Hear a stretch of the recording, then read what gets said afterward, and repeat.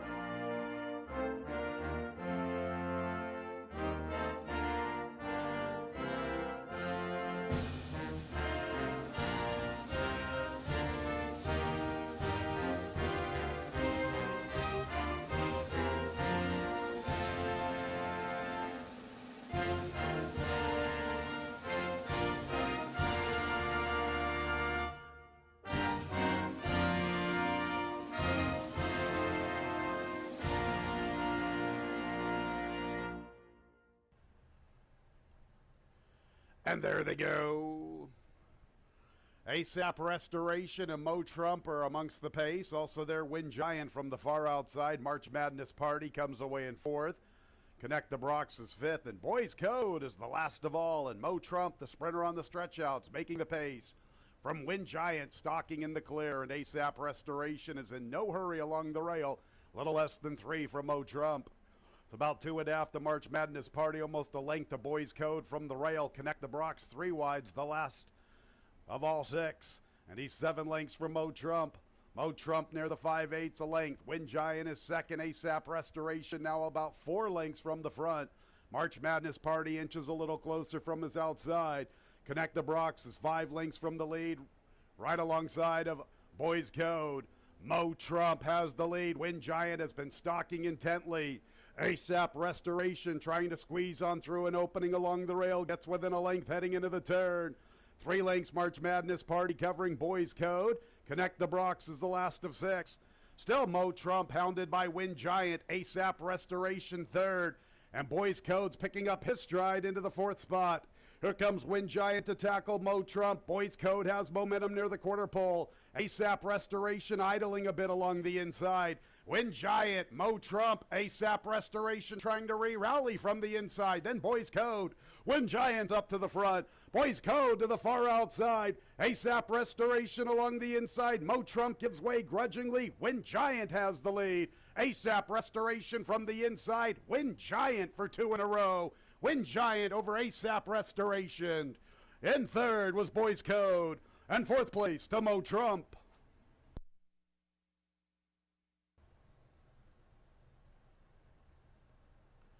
And there they go.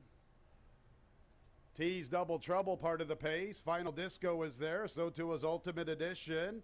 From the rail is Alara. Guidance behind the leaders. My Little One to her outside. On the front end, Ultimate Edition. Alara from the rail. T's Double Trouble is at least 3 or 4 deep. To her inside races Guidance. Far outside is My Little One. Final Disco. Now at the back, they are pretty much stacked up. Ultimate Edition making the pace. Here's the favorite Guidance, solidifying second. From the rail, Alara. T's Double Trouble gives way just a bit, losing some ground from the outside. From her inside, races Final Disco, and My Little One is the last of 6. And they race up the backstretch run, Ultimate Edition, with pace pressure from the heavy favorite Guidance. T's Double Trouble with her wide journey. Alara gets to save all the ground. Final Disco's only 3 lengths off the lead. 2.5 or 3 back to My Little One. Guidance has the lead. Here's Alara from the inside, from between runners, Ultimate Edition. T's Double Trouble is in the 4th spot. And Guidance kicks for the wire. Guidance, the one to beat from Alara. In third, Ultimate Edition. T's Double Trouble is going to make a move for that spot. My Little One's trying to commence a bid. Looks like a minor placing at the best. Final Disco relegated to the rear. Guidance and Alara, the top 2 in the wagering. Guidance has the lead at 1-9. Alara tries to make a race out of it. Long ways back to T's Double Trouble and My Little One. Guidance with no excuses this afternoon. Just too good on this big class drop. Alara continues to chase the chalk. T's Double Trouble has third. My Little One is fourth. It's all about guidance. 1 to 9. All aboard Guidance. Guidance, a good-looking winner. From Alara, T's Double Trouble. My Little One, fourth.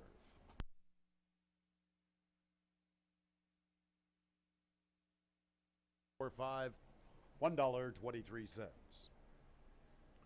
Race 3 will start our pick 6. For Miss Pab, 2 pounds over the 3. And there they go. Slow start for Stay Home Mama, but she does most of her best running through the final quarter of a mile. Pace on up front with Winter Siren. Saloon Girl not going with her. Winter Siren has the early advantage. Miss Pab vying for third with Holiday Jazz, and from the far outside is She's Got Game. Keep My Eye on the Boys is second last in the early trailer is Stay Home Mama. So Winter Siren's making the pace. Now Saloon Girl wants to come and apply some token pressure.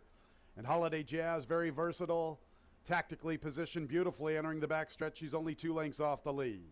From the inside, Miss Pab. From the outside, She's Got Game. 4 lengths or so back to Keep My Eye on the Boys. A length in front of Stay Home Mama.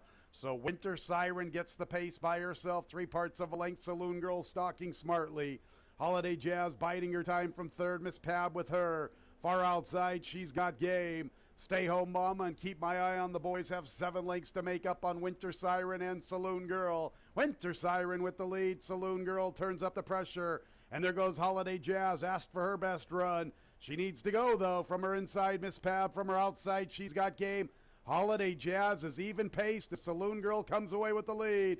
Keep My Eye on the Boys and Stay Home Mama are still at the tail, and Saloon Girl has kicked well clear. Saloon Girl putting a good number on her rivals. Miss Pab's into the second spot. Holiday Jazz not firing today. She's towards the tail of the field, and Saloon Girl has given them the slip. Saloon Girl by about 7 lengths. Miss Pab fights for second with Keep My Eye on the Boys and Stay Home Mama. Saloon Girl, a good-looking winner today. It's another one for this bug boy, Carlos Barbosa. Barbosa starting to look pretty good. Almost got there yesterday.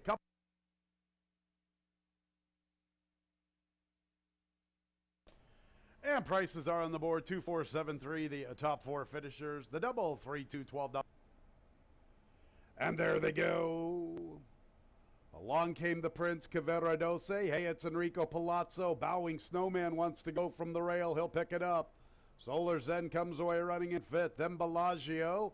And Double Vision from off the pace. Jock sitting a little high in the saddle. On the front end, it's Bowing Snowman comfortably with the lead by better than 2. From Cavaradose, flanked by Along Came the Prince. Hey, it's Enrico Palazzo's 4th, and he's only 3 off the lead. It's a break of nearly 3 lengths back to Solar Zen. He has almost 3.5 on Bellagio and Double Vision. Bowing Snowman with the lead. 5/16 from the line. He's traveling well enough. Cavaradose continues to chase this leader. Solar Zen's outrunning his odds. He's making a move for third from between runners. Along came the Prince from his outside. Hey, it's Enrico Palazzo from his inside. Bowing Snowman, the one to come and catch at the 3/16. Cavaradose continues to chase this leader. He has about 1.5 lengths to make up at the 8th pole. Bowing Snowman waiting on Cavaradose. Here's Cavaradose to the outside of Bowing Snowman. Cavaradose up to the front. Mamma mia! Cavaradose's the winner. Bowing Snowman just waited on that rival to pass him. A 5-2 exacta, $25.40. 5-2-6 trifecta, $27.12. 10-cent super 5-2-6-4, $14.62. And there they go. And there goes 'Cause You're Pretty, claiming the top spot immediately out of the gate. Sickham's in the second position. Curly Girl third from the rail, and True Empress is the last of the quartet. 'Cause You're Pretty easily making the pace. She leads by 2.5 lengths to both Sickham and Curly Girl, and True Empress is a little more than 3 lengths from the front. So the big favorite has the lead all to herself. No pace pressure applied whatsoever. 'Cause You're Pretty leads by nearly 3 lengths from her 3 competitors, Sickham, True Empress, and Curly Girl from the rail. That opening quarter went in 22 3/5. Pretty reasonable for 'Cause You're Pretty. Working with 2 lengths midway through the turn from the long shot True Empress. Sickham is third, and Curly Girl's at the back spot. The race to the quarter pole. 'Cause You're Pretty still in command. True Empress outrunning her odds, getting within about 1.5 lengths. Sickham third, then Curly Girl. 'Cause You're Pretty has the lead, 3/16 from the line. True Empress is second. Sikkim third. Curly Girl is fourth. It is all about the big favorite, 'Cause You're Pretty. She's very talented, undefeated in 4 starts here at Finger Lakes. Just that one blemish on the record with that third place finish at Delaware Park. A good-looking filly named 'Cause You're Pretty. True Empress, post time in 21 minutes at 3:43.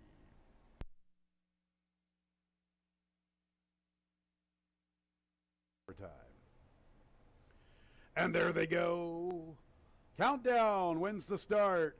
Harrison Knows not sent for speed from the rail, so it is Countdown making the pace. Mo Crazy Blues second, Special Story third, Harrison Knows fourth along the inside. Peek and Pook's the last of all. Countdown with that quick start. He has company though. Mo Crazy Blues and the 11-year-old Special Story from the rail. Harrison Knows wants to track the leading 3, has worked away from the rail, and he's 4 lengths from the front near the 3/8, and it's about 7 lengths to Peek and Pook. And here is the salty veteran Special Story coming away with the lead. Countdown's back to second. Mo Crazy Blues is third. Harrison Knows from off the pace in fourth. And Peek and Pook's at the back. There's a good-looking 11-year-old. His name is Special Story, and he's the one to come and catch off the turn. And Special Story opens up, and Countdown fights for second. Harrison Knows from the outside. Then Mo Crazy Blues and Peek and Pook. But it's all about Special Story at the 16th.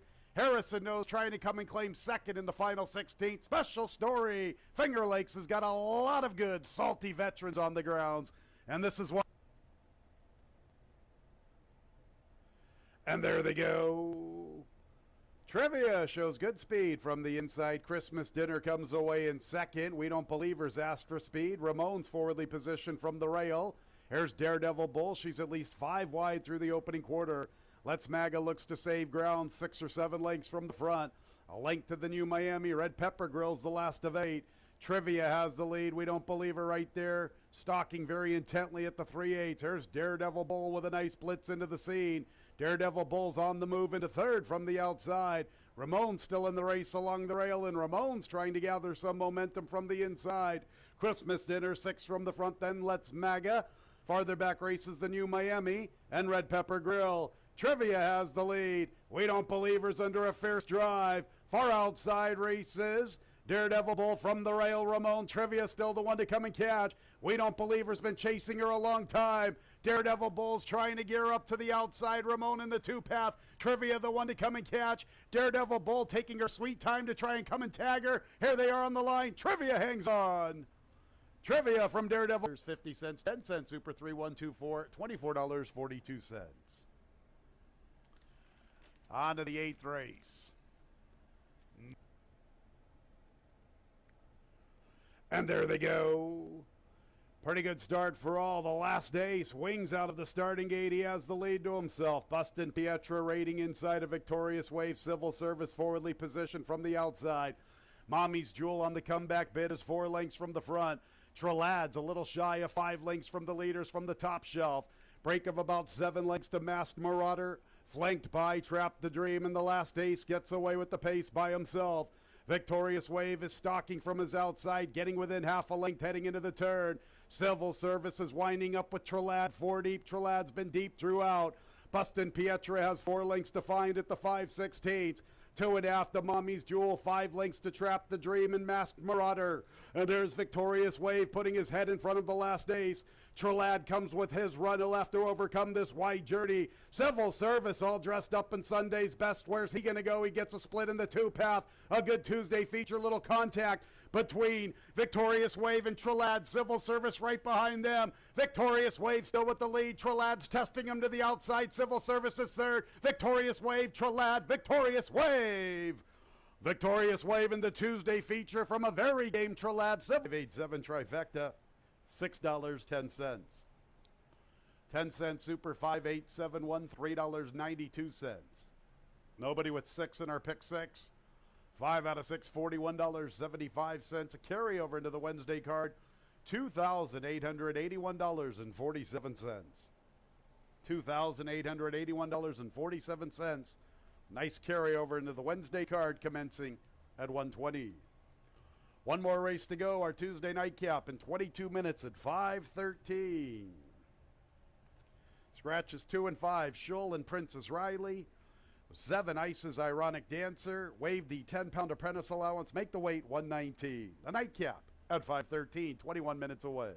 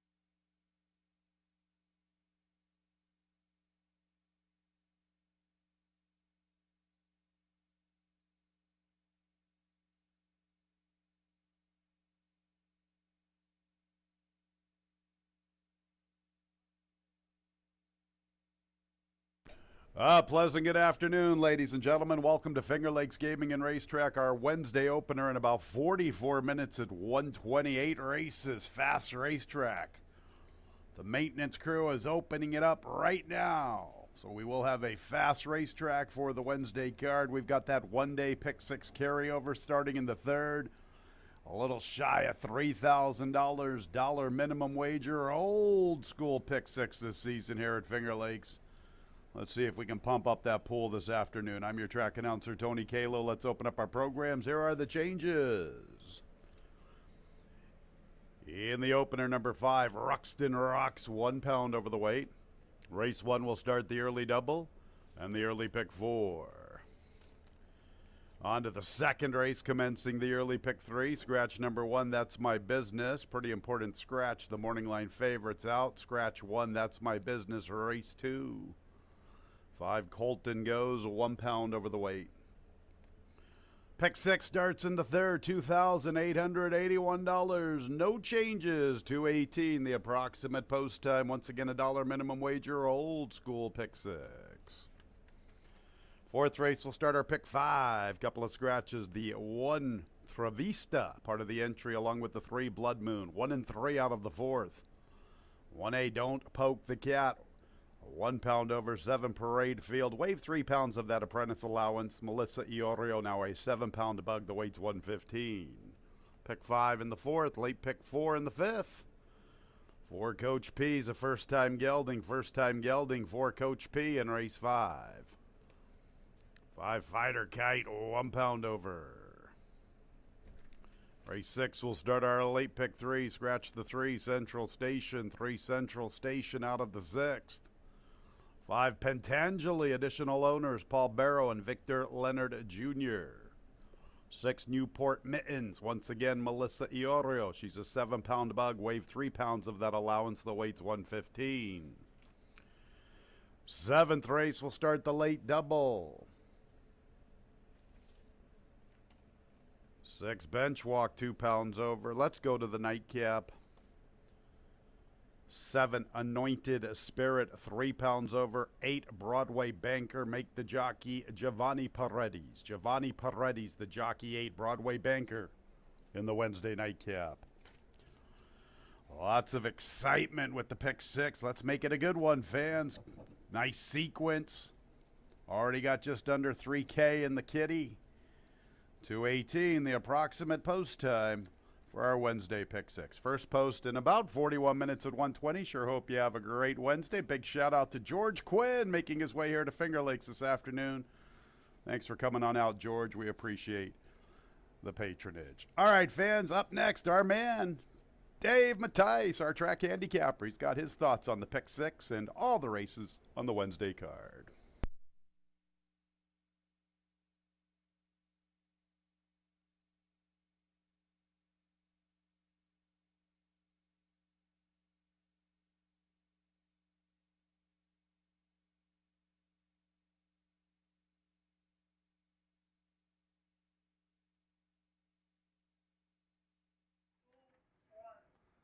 Welcome everybody to Finger Lakes Gaming and Racetrack. I'm Dave Mattice, going to go over this Wednesday card. We are getting a little bit of the smoke from Canada, but not real bad right now. Good enough for us to run our race card.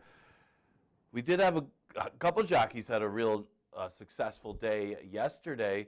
How about Oscar Gomez with 3 wins on yesterday's card, and also one of our apprentice riders, Carlos Barbosa, with a couple of victories on the card. Congratulations to both of them. I'm going to start watching these apprentice riders, as that weight really can be helpful, especially with some of these horses. And you see it more in the route races. And saw that yesterday as he won one of the races going long and just took off and kept going.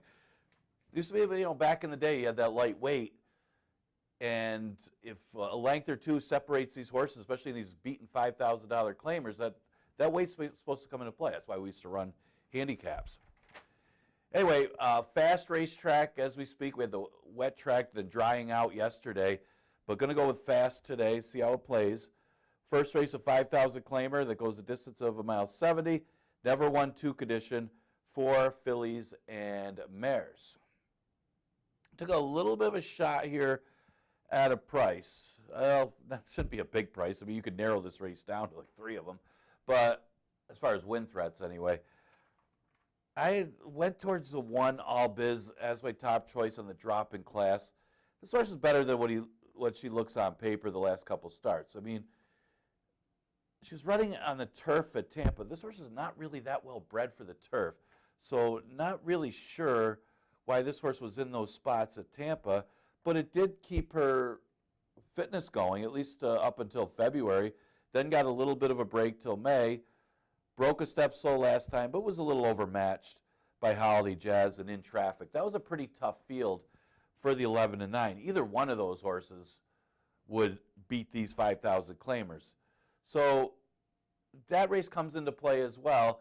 You kind of got that race and then a little bit of a break to this race. And now you get Andre Worry aboard, one of our top jockeys. And I think this horse can run these down. It depends on how, again, looks like there's 2 speeds in here. The 2 Mo Clips is going to show speed, adding blinkers and stretching out. And also the 3 True Destiny, you would assume, has some speed and sprints, is going to show some speed as well. So All Biz should be able to have at least something to run at in here with a better break. I think it's a chance to win here. Look at the early money right now at odds of 5 to 1. Mo Clip's a logical horse. I mean, if the blinkers help, she's stretching out. I mean, she's had her chances, though, in these 2 lifetime conditions. She's had, I remember the one race where she actually had a very easy lead. I thought she was home and got caught at the wire, and it wasn't the strongest of fields. I think Iova was the horse that beat her. That horse never wins, so that was actually a surprise. And Mo Clips went 51 and change and 117 and change. Again, maybe the blinkers will help. Maybe the freshing and then 2 sprints under her help. She should be the inside speed of the race. But to have a lot of faith in her on the win end, I know it's top connections here with Chris Engler and John Davila, but after watching that race last year, maybe that's why I steered away from taking her on top when she went 51 and 117 and couldn't hold off Iova. The 5-horse Ruxton Rocks, another one that dropped slightly. I don't want to say it's a big drop because those were restricted 3-year-old races at Laurel. They're not as tough as they look, but this is still a little bit easier against these 5,000 claimers. I see Jessica's Race, who ran decently here, was in one of those races as well. And has decent form going the route races. And this is a red-hot stable with M. Anthony Ferraro. They've been pretty good all year. I think him and his father, they've been winning at a high percentage. So Ruxton Rocks, certainly logical. And those are really the 3 big win threats in here. Maybe an outsider would be the 3 True Destiny, depending on the pace scenario here and how she handles the extra distance. She looks like the pressing speed along with Mo Clips. And she's only had 1 start at the 5,000 level. She was running against maiden special weights, albeit restricted 3 special weights, but now at 5,000 in a route. And she did break her maiden in her only start for 5,000. So I guess that's where your real positive comes in. You know, she is facing winners for the first time, but she's 1-for-1 at the bottom level. I'll go with the 1-2-5-3 in the first. We'll have to go through 8 today, which, keep in mind, I have to keep it in mind that our pick 5 starting in the 4th and our pick 6 remains in the 3rd. Makes it a little easier for me to remember now because it goes pick 6, pick 5, pick 4. Just the way I like it. Second race, the maiden race, going a distance of 1.70 miles. Yeah, scratch the 1. That's my business. It looked awfully tough, and you're getting an easier field. It was on the dead inside. I was going to pick that horse on top. I did that, with that one out, it kind of opens up the race a little bit. I was looking at Gold Templar. Most of that one's experience was against the 2-year-olds last year. It looks like the pressing speed. Nemo's Fortune looks to be the inside speed. With a scratch of the 1, that's my business. Could be dangerous on the front end being inside a Gold Templar. They do look like the 2 speeds. Talk about Nemo's Fortune, Gold Templar.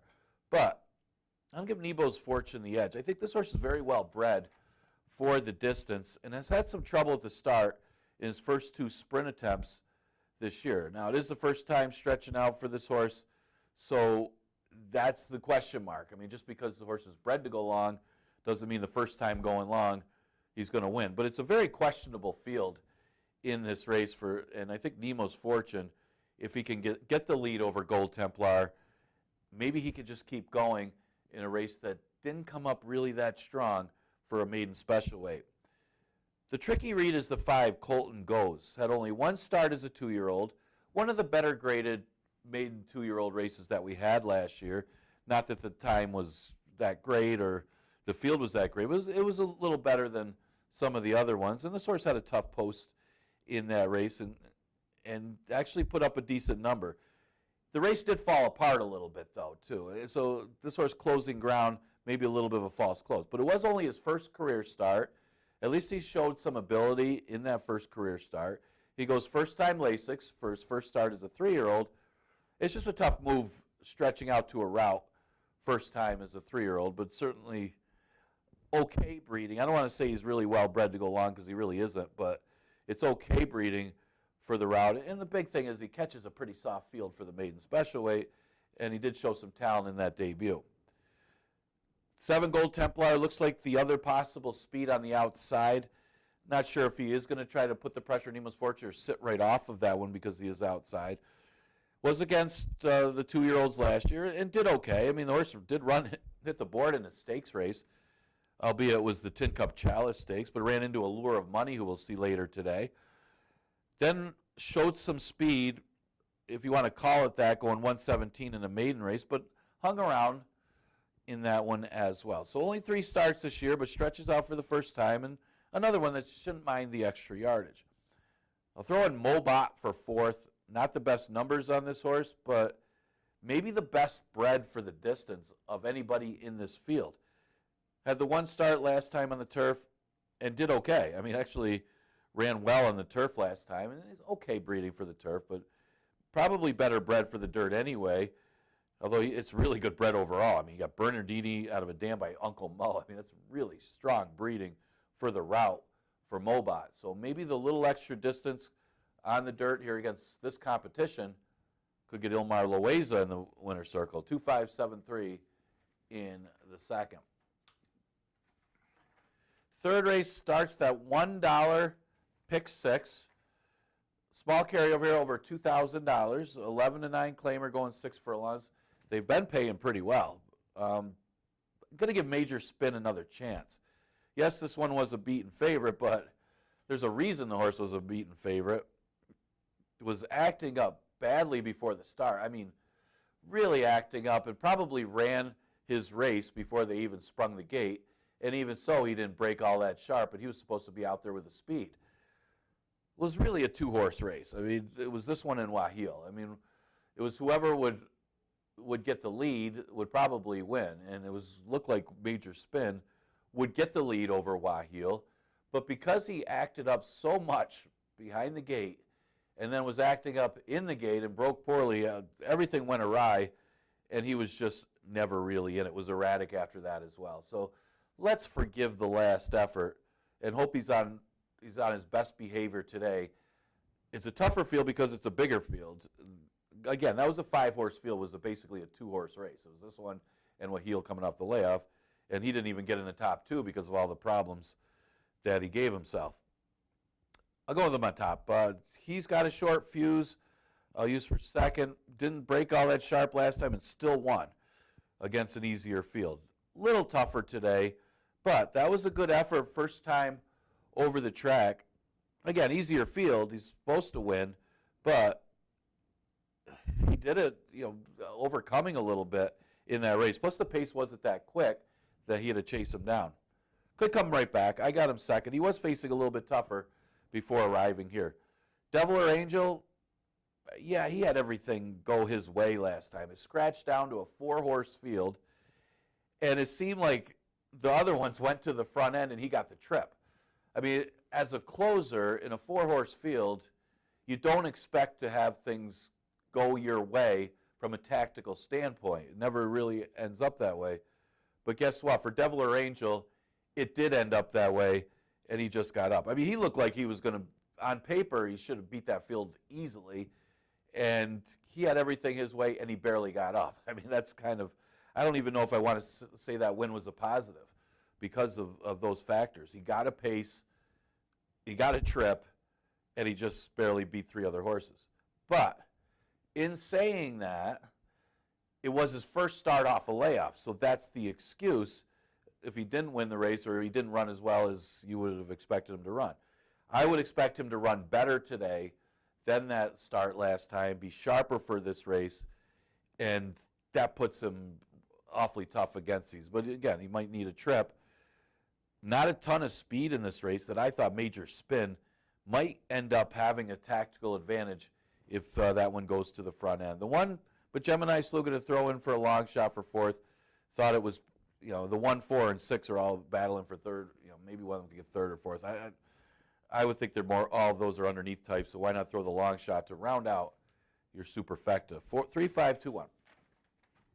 4th race, scratch the 1 part of entry, Trivista, scratch the 3, Blood Moon, and I'm still trying to figure out why Blood Moon is the 5-2, is he the morning line favorite? Yeah, 5-2 morning line favorite at race number 4. I'm looking at it like, what? Our Caravan's in this race. Fire's Finale, Parade Field. Blood Moon's 5-2 morning line favorite over Our Caravan? Come on. Our Caravan looks awfully tough in this race. Going from a 2nd place finish. I mean, he was very lightly raced. I know he's getting older. Now at age 12. This will be the last season, unless they change the rules here at Finger Lakes, this will be the last season that you'll see Our Caravan. They race him till age 12 here at the Thumb. And what a career Our Caravan has had. He's looking for his 30th win, by the way. We were talking about Dr. Blarney not too long ago. Dr. Blarney with all those wins. Well, Our Caravan's got him beat with 29 wins. Only 3 starts, though, in 2022. But what's impressive about the 3 starts is he was off from November of 2021 to September. That's 10 months away from the races, and he won. It wasn't just that he won that race, because I remember that race. Kingfish had him beat. Kingfish got the trip, was rolling down the stretch, was going by Our Caravan. Our Caravan just has a willingness to win. Some horses do. Some horses look to get beat. Some horses have the nose for the wire. I mean, they're playing. I mean, he's having a little fun with them, but he saw Kingfish come to him, and then it wasn't that Kingfish hung.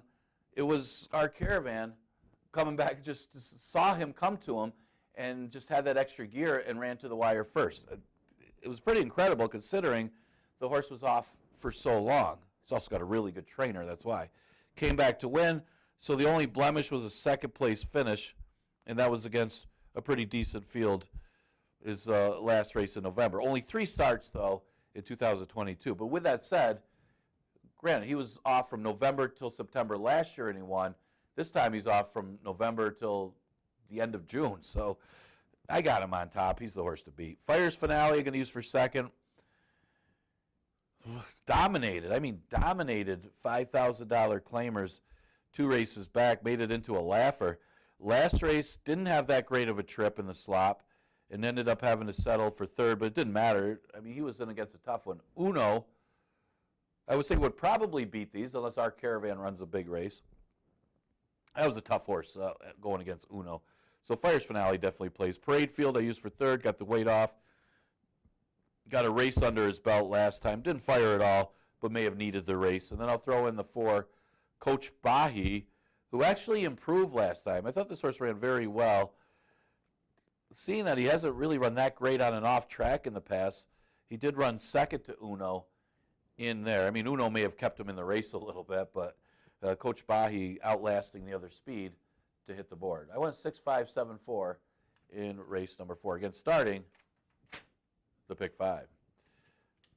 Fifth race starts the pick 4, the late pick 4 anyway. Yeah, it's an 11-9 claimer, never won 2 condition, going 5.5. At least I got a price morning line on this horse. I don't know if this horse will go off 5-1 or not. I guess it's a pretty open field, at least numbers-wise and class-wise, but Beach Boy Al dropped in class at the end of last year, coming off a layoff since August, and looked real good in Victory, dropping into a maiden 11,000 claimer. I mean, he didn't break all that sharp. They went 47 up front, and he still won. And it wasn't that weak of an 11-9 field that he beat. It was a pretty decent field that Beach Boy Al beat. Now, he is off a layoff. Maybe that's why he's 5-1. But he also does have some extremely good works for his return to the races, showing those bullets. So why not? 5-1 morning line on Beach Boy Al, got him on top. The inside speed of the race, and we'll see how the track plays, but the inside speed looks to come from Gonna Be Dancing, who probably won't be 56-1 today. And the horse was 56-1 last time against allowance horses coming off the layoff and ran extremely well behind Dee's Wise Guy. I mean, this horse maybe more of following the leader type thing, as Dee's Wise Guy kind of had it easy on the front end for Dee's Wise Guy. Now with Dee's Wise Guy out, there isn't a lot of speed in this race. This one has the rail. Oscar Gomez, obviously getting the 3 wins yesterday, I would think that they put this horse on the front end from the rail and could be dangerous in the 5th. And, you know, maybe he'll be a little bit of a price too, which I think who the favorite is in this race if it's not Beach Boy Al or Going to Be Dancing. Fighter Kite. But Fighter Kite does have a chance to improve. He's only had 2 starts. He beat Angelic Mission, who's in this race in his debut, although he did have things his way. I don't know if he's going to try to press again. I mean, last time they went extremely slow. It seemed like a pressured pace, but then you look at the fractions, they went 48, so can you really give Fighter Kite an excuse? I mean, he's got a short fuse. Could be a good one. We just talked about that horse. So he's another one that could improve and win in here. Angelic Mission, how good is this one? He technically he won off the layoff, but I don't know what happened that race. If you had Angelic Mission last time, consider yourself fortunate, because I don't know. I think they called the objection on the wrong horse. I think the objection should have been Angelic Mission. I mean, this horse was not going by the winner and bothered the 3rd horse. So, but he did get placed first, so he's got to move up to face winners.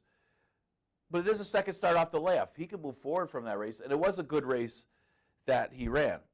I'm going to use him for 4th in race number 5. That's why you always hold on to your tickets. 6th race, a maiden race, restricted for 3-year-olds. We scratched the 3, Central Station, and I got the Paul Barrow trainees 1-2 in here. I mean, Room Pressure coming off a big number last time, a 60 buyer when running second to Leo and Royal. Tis Lucky came back to win, the horse that was 3rd. Of course, that was against an easier field in a route, and the horse was supposed to win. The races before weren't bad against New York competition, so I would say Room Pressure doesn't even need to move forward. If he could repeat that effort against these 3-year-olds, could find himself in the winner's circle, depending on if Pantageli, I don't know if I'm saying that one correct, improves. So keep in mind, Fiery Heart, the horse that won that race, came back to win against a pretty tough group of winners. So that made Pantageli look that much better. Goes first-time Lasix today. It looks to be the main threat. Use the horse for 3rd just because I remember the mother of this one. Tacony Road is out of Finger Painter. Probably the best, at least one of the best horses that Tim Murphy had. She was the top 3-year-old filly back in 2016. I'm talking about Finger Painter, and she was impressive in a lot of her races. Some of the things that there was one race where she just overcame a lot of trouble and still won. She was an incredible horse. This is the first foal out of her. She was a 2-time stakes winner that year in 2016. And we'll see. Again, this is the first foal, so I'm interested to see how this one runs out of Finger Painter. The one-horse Palace B, I'll throw it for 4th. I mean, I wasn't sure a couple of these other first-time starters. I know Jeff Engelhardt's been good with the firsters this year. Bill Bartlett, all his horses are running off the layoff and everything. The only thing with Honor Mr. Baby is that this is the 5th foal, and all of them are maiden still. And Newport Mittens was only a $6,000 2-year-old, so they could be any kind. And both very good trainers, so kind of watch the board on both the firsters in this one. But I went with the 8-5-2-1 in race number 6. 7th race is an allowance event that goes a distance of 1.70 miles. It is a never won 3 condition. Now, all the money showed up on Allure of Money last time, maybe the name. Well, got the money tie on today, so I'll go with Allure of Money stretch now. This horse is probably better going long. It's tough to gauge because he's been good going short and long. But what an effort when he stretched out for the first time as a 2-year-old. Granted, it was a much softer field of 2-year-olds that he beat, but he just dominated. But he followed up with a win in the Tin Cup Chalice Stakes. Again, not the fastest of times, not the toughest of fields, even though it's a stakes race. It's our 2-year-old stakes. Came off the layoff again. I don't know where the money was coming from, but this one was taking all kinds of it. I guess that's a positive sign. Goes first time Lasix, which is another positive, stretches out, and looks to be possibly the inside speed of the race. We'll see how the speed plays in. I think that gives him the edge over the other main rivals, Nobody Rides for Free and Bingo John, that he may have that tactical edge as well, stretching out, and could be the speed. Nobody Rides for Free, yeah, he broke in the air last time, and Jitter Juice, who's a pretty good one, goes off the layoff, but he took advantage of the pace as well. I mean, they went 50 and 115, and Jitter Juice is a nice horse anyway, good-looking horse, that he just controlled everything from there. Nobody Rides for Free, really didn't have a chance from there. Logical horse. No Jitter Juices in here, but Allure of Money could play the role, as Pan Man used to say, of Jitter Juice. Bingo John ran a good race, finishing second to another stakes horse, Cut the Cord. That's a real good one. And they went 51 and 116. So to me, the number, is that a positive or no? Is this a glass half full, glass half empty type thing? Is this horse following the leader in 51 or 116, or he's not really getting by because it's 51 and 116. 2 ways to look at it in that sense, because he's still holding on to his second position because they went so crazily slow. It was double digits back to the rest of the field, though. And the horse that was third in there, I'm going to use for 4th here, because I think Octu Lieber can run a lot better than what he did that day. I mean, this horse was double-digit beaten by Bingo John. I mean, some of it had to do with the pace. Also, it was the first time going long this year for Octu Lieber. I could see this horse being a little bit closer today with a different pace scenario. And 15 to 1, I'll throw him in the super. 2, 3, 4, 5. 8th race. This is our last race because we only got 8 races today. Again, 8 races on Monday, by the way. We are going to do 8 on Monday and then 9 on Tuesday, which will be our 4th of July card. Maiden race is the 8th. That goes a distance of 5.5 furlongs. Another race that's got a few first-time starters in this maiden event. The question for me is if any of these firsters will have any speed. Judging by the works, probably not. That means the Cadillac Kid should have a pace tactical advantage in the last race. Another horse that's a good price morning line at 5 to 1. Maybe that's a good thing today. But the Cadillac Kid ran second after doing a quick first quarter, going 5.5 off a little bit of a layoff from January. Last time, don't judge anything by the margin of defeat. This horse ran into a monster. Warrior Nation could have won by 30 or 40 if he wanted to. So beaten by 14, he's just a few lengths off of the second, well, he was the second place horse, and the rest of them were right with him. So the margin of defeat, that's why Warrior Nation probably could go out for a public workout and beat this field as well. So the fact that he held second is probably a big positive in here, because you just simply don't have a Warrior Nation in this race. The horse that does have the most upside as far as class and breeding would be the 9 Matt Doyle. This is a horse that cost $130,000 as a 2-year-old, but of course is still a maiden at age 4, making his 11th start.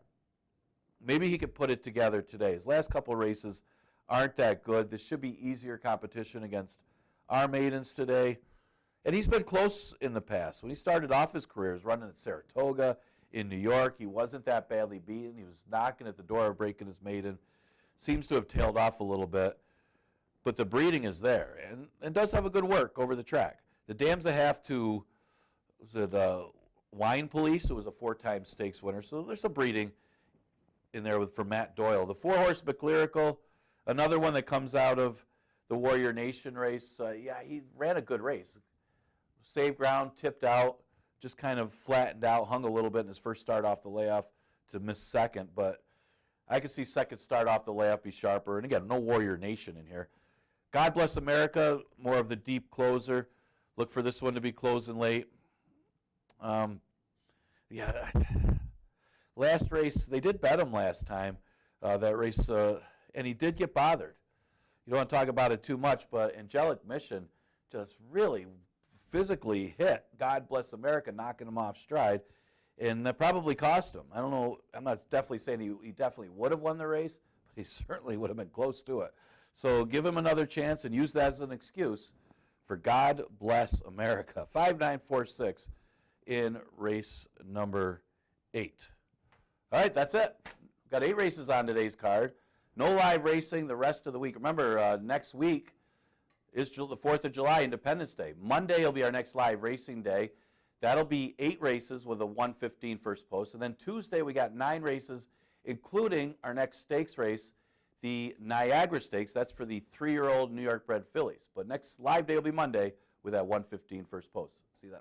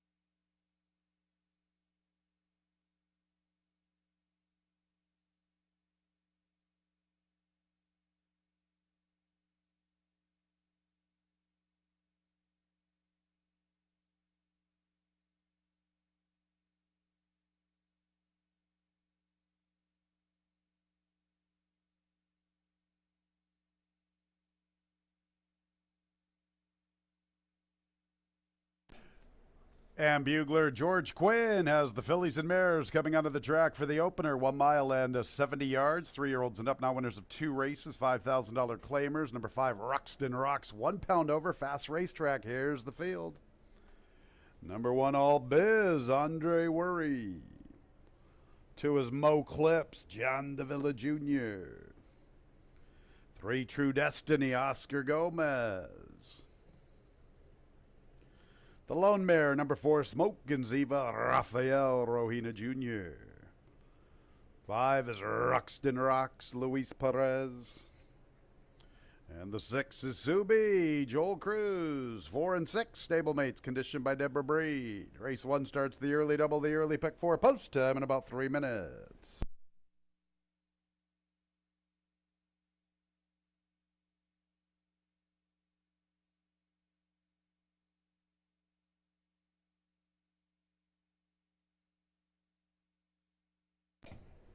All right, fans, track announcer Tony Kalo up here in the booth. Big day of racing. We've got our pick 6. Can't wait for that, fans. Going to be a good sequence. Race 3, our pick 6, a one-day carryover, a little shy of $3,000, that dollar minimum wager. Lots of time to get your tickets all assembled for that pick 6. FingerLakesGaming.com. Click on the racing tab. Scroll on down. Free digital program. Still plenty of time to construct a winning ticket. Let's talk about the opener. I've landed on the 1, All Biz, who's dropping all the way to the bottom. You know, here's a filly who broke her maiden last year against maiden special weights. She had a couple of back-to-back runner-up efforts before that victory. She ran into a couple of buzzsaws both of those days. Too Sweet to Be Sour won by over 18 lengths. Moni and Dom put it all together that day in early November, winning by more than 13. All Biz was successful in her next start. It's kind of been tough sledding ever since, but now she's going to drop all the way to $5,000. The one thing I liked about All Biz in this spot was she has all that winter foundation at Tampa with all those route races over the turf and all of those route races in the winter here in early November, October, September. She got a little bit of a brief vacation, came back to the races. Holiday Jazz and Traffic both exited that affair on the 16th of May and got to the winner's circle. She's got a good little work in between. And a lot of her rivals here are stretching out for the first time. You know, Mo Clips hasn't run a route race since the conclusion of our 2022 season. True Destiny, Smoke and Ziva both stretching out. Ruxton Rocks hasn't been seen since late February at Laurel. And then Zoo B. So I thought maybe a little foundation edge with All Biz. A big class drop this afternoon. Still waiting for her to repeat that maiden special weight score. I made her my top pick. I will admit, though, 4-1 on the morning line is much more enticing than the current 2-1 she's offering on the board. But that's who I've landed on. The 5, Ruxton Rocks. She makes a lot of sense. You know, she's dropping all the way to the bottom. The barn's on fire. Luis Perez starting to heat up a little bit. If you're good enough to break your maiden at Laurel for 12.5, you got to be pretty competitive here at Finger Lakes for 5,000 on the bottom. She's a logical player. She is a 2-1. I figured she would probably be the favorite when it was all said and done. 2, Mo Clips. Here's a gal who's got speed stretching out. Her lone victory is on the Tapeta at Gulfstream Park, but she ran some pretty good races here in November last year when she ran second, especially that race in early November at this level. On a fast racetrack, she set the pace and missed by a head to Iowa. She has a couple of sprints. The blinkers go on. She has an inside post. She makes a lot of sense. She's well respected at 5-2. And then you get the 3, True Destiny, who looked good graduating on the 14th of June against the maiden 5s. That was her first time ever in for the level. Now, was it that fact that she relished the class drop, or did she really just appreciate a sealed, sloppy racetrack? That is the big question mark concerning True Destiny, but I have to give her credit. It was a stylish score. I'm not sure what was really behind her. We saw Indian Penny come back yesterday and run a very distant third in the nightcap. Princess Riley was scheduled to be in that race, but she had scratched. Now, we're not going to hold it against True Destiny, but there are some question marks. Was it just the level of competition behind her? Was it her affinity for a sealed, sloppy racetrack? We'll find out. I will give her credit, though. She looked good winning. 1-5-2-3 for me in the opener. It starts our early daily double. Second race, I didn't really have a strong opinion. I looked at the 5, Colton Goes. There's a horse that debuted last year and I thought was a pretty decent little maiden special weight race and he took a lot of money that day. He will have to stretch out here as a 3-year-old. This is his first start of the season. The trainer has pretty good stats with the long layoffs. The 2 Nemo's Fortune makes a lot of sense. Looked at the 7 Gold Templar a little bit. Wasn't really in love with anybody in race 2 concerning our early double and all of the other stuff like our early pick 4. All Biz, slight endorsement for this one. Not really in love with the price at 2-1. 1-5-2-3 in the opener on this Wednesday card here at Finger Lakes.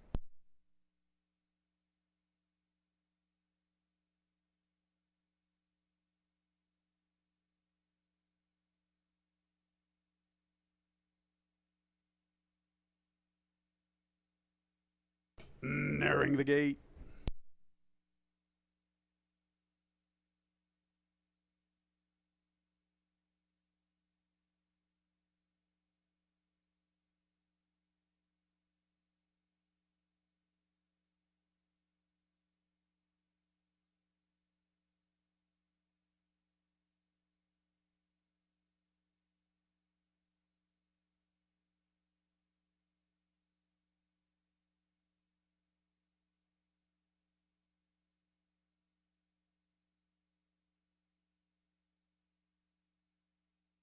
It's post time for our Wednesday opener.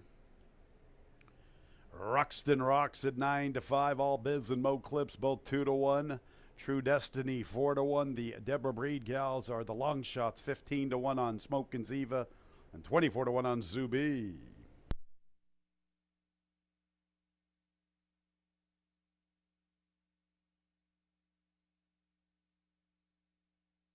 True Destiny stretching out off that nice maiden victory. All Biz on a class drop. Mo Clips also stretching out. Blinkers come on, Mo Clips this afternoon. Her lone victory around a round of ground over the Tapeta at Gulfstream Park. Smoke and Ziva, the lone mare, 1 of 2 for Deborah Breed. Ruxton Rocks, and Anthony Ferraro having a great 2023. Ruxton Rocks making her first start since late February. She was good enough to graduate at Laurel. Here she is at Finger Lakes. Subi to the outside.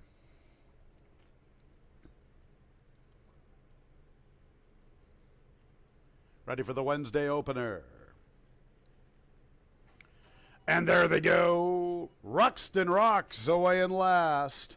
True Destiny is showing pace. Mo Clips is there. Smoke and Ziva in close attendance to the top 2.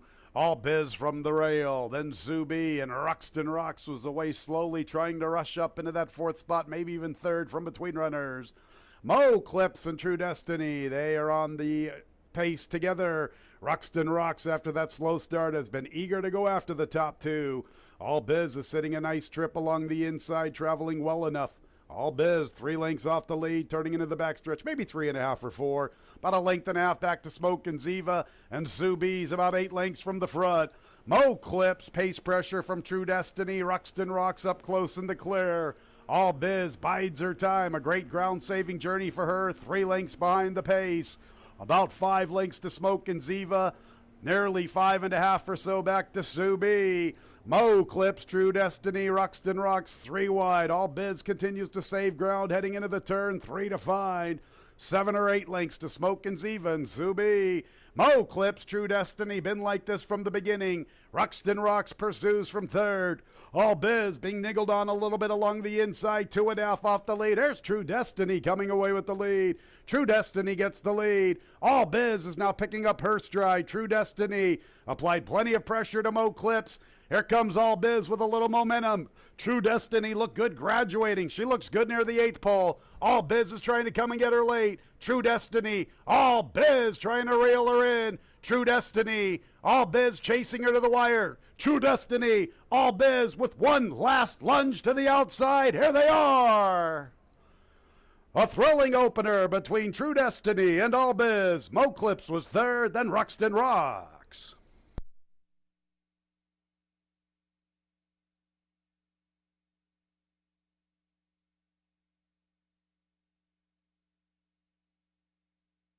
Great way to start the Wednesday card.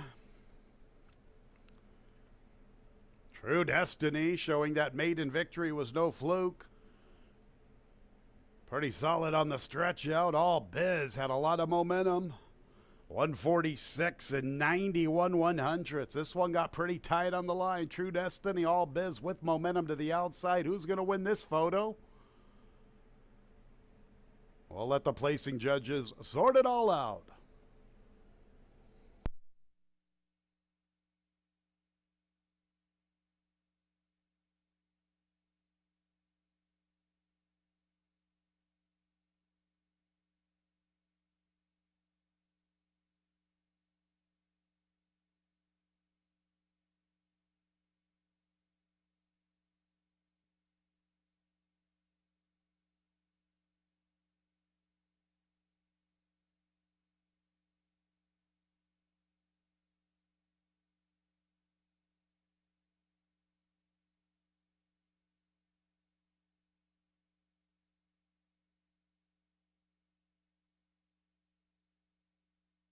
Number 3, True Destiny hangs on. Second place, 1 All Biz. Third place, 2 Mo Clips. Fourth place, 5 Ruxton Rocks.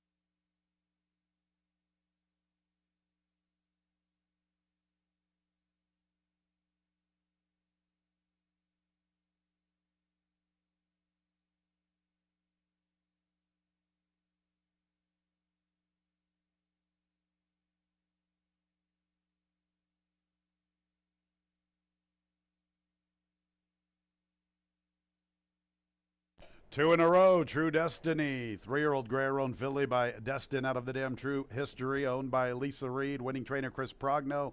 Winning jockey the Missile, Oscar Gomez. Oscar had 3 yesterday, including the nightcap. Back-to-back for the Missile, Oscar Gomez. True Destiny was bred in New York by Sequel Stallion New York LLC. And the opener is official. It's a nice exacta, 3-1, $38.20. 3-1-2 trifecta, pretty good, $30.75, 10 cents super, 3-1-2-5, $10.37. Second race, scratch 1, that's my business. 1, that's my business. Scratch from race 2, 5, Colton goes. 1 pound over. Second race will start our early pick 3, post time in about 20 minutes at 1:49.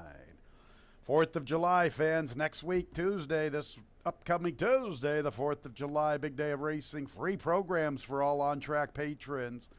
Chicken barbecue's back, $15. It includes a couple of sides.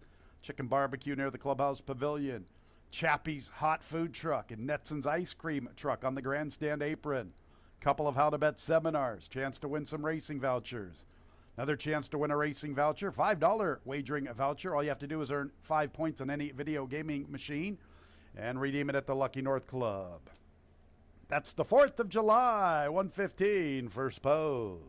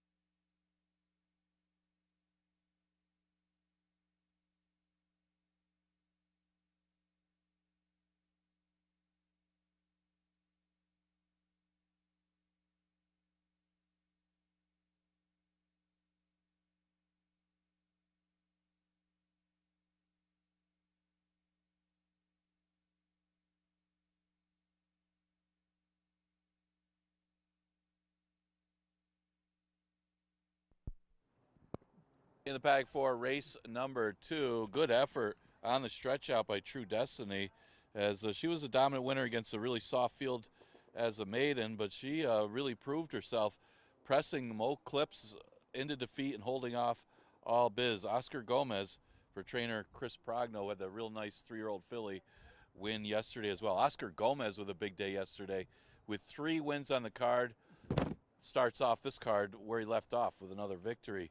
Second race, Scratch the One. That's my business. Opens up the race here, and you can tell by the betting, you're not going to have a heavy favorite in this race. So the money's going to be pretty spread out, and it's that kind of race. So who gets the trip? I did go with the 2, Nemo's Fortune, as the inside speed of the race, stretching out. I mean, kind of the same move as we saw the winner of the first race, True Destiny. This one coming out of sprint races should show some speed in the route. Has had some trouble braking alertly in his couple sprint races, so he'll have to brake a little better. And he'll try the route for the first time. But this horse ran against some good special weights in New York before arriving here and seems to be getting closer. Comes out of a couple of good races. One of them won by Fiery Heart. That one came back to win against Winners, a really tough Winners field. And then last race, Busting Credit was a much the best winner, and he was only a few lengths behind that one. Different story, though, stretching out, but maybe he can control things on the front end if he can get the jump on Gold Templar, who figures to be the outside pressing speed. The interesting one is the 5, Colton Goes. Tough to gauge anything off of the one start that he had. It was against a much weaker 2-year-old maiden field, although a well-graded maiden field considering our 2-year-olds last year. And this one had a tough post. It still ran only a couple lengths beaten in a race that did fall apart. So maybe a little bit of a false close. But the fact that he's only a couple lengths beaten in that race was a good effort for the 1:14 time. 1:14 was kind of an average time for our 2-year-old, so it was a decent 2-year-old maiden race. Some good works for the return, working at 35 and change. And tough move, though, going to a route right off the layoff since October, but is getting a lot of backing, mainly because of the connections possibly. He's at odds of 9-5 was my second choice.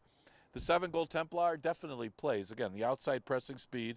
He did show some speed going long, his only time going long as a 2-year-old, and hung in there. They didn't go that fast, but he hung in there. Ran 3rd earlier in the year when they went 1:12 and change for 6 furlongs.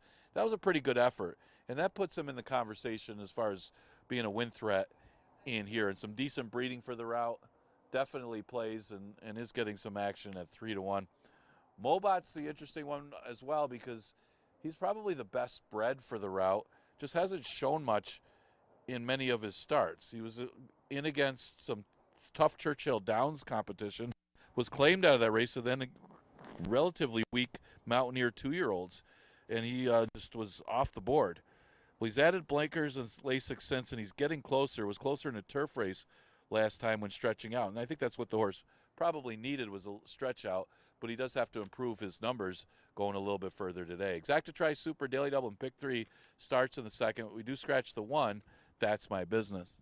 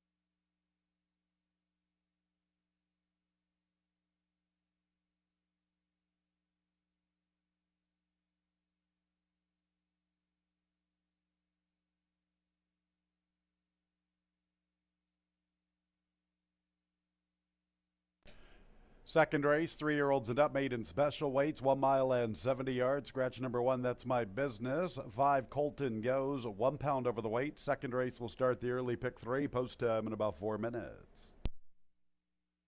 Here's the field beginning with the 2, Nemo's Fortune, Jose Baez.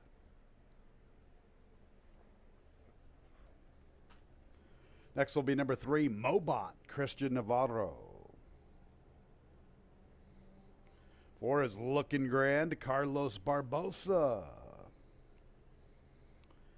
5 is Colton Goes, Luis Perez, the favorite at 4-5.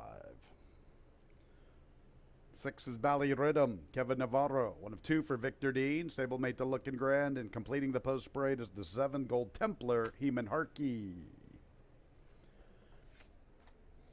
About 3 minutes until the early pick 3.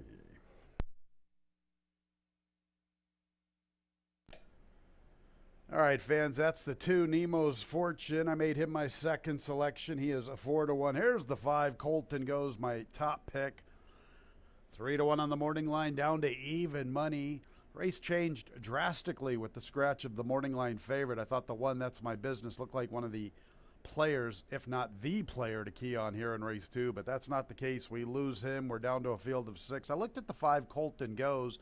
You know, it's pretty interesting. You look at statistics, you know, in the racing form, and we had Ruxton Rocks in the opener for Anthony Ferraro. You know, 61 to 180 days with that Ruxton Rocks. And Anthony Ferraro only at 12% in a very dismal ROI. But then you get to more than 6 months off, and you get a 20% clip with a very positive ROI. So that's why I've landed on Colton Goes. I also like the fact that he received a lot of tote support in his initial look back in October of 2022. That was a full-size field of 12. That was a pretty good maiden special weight.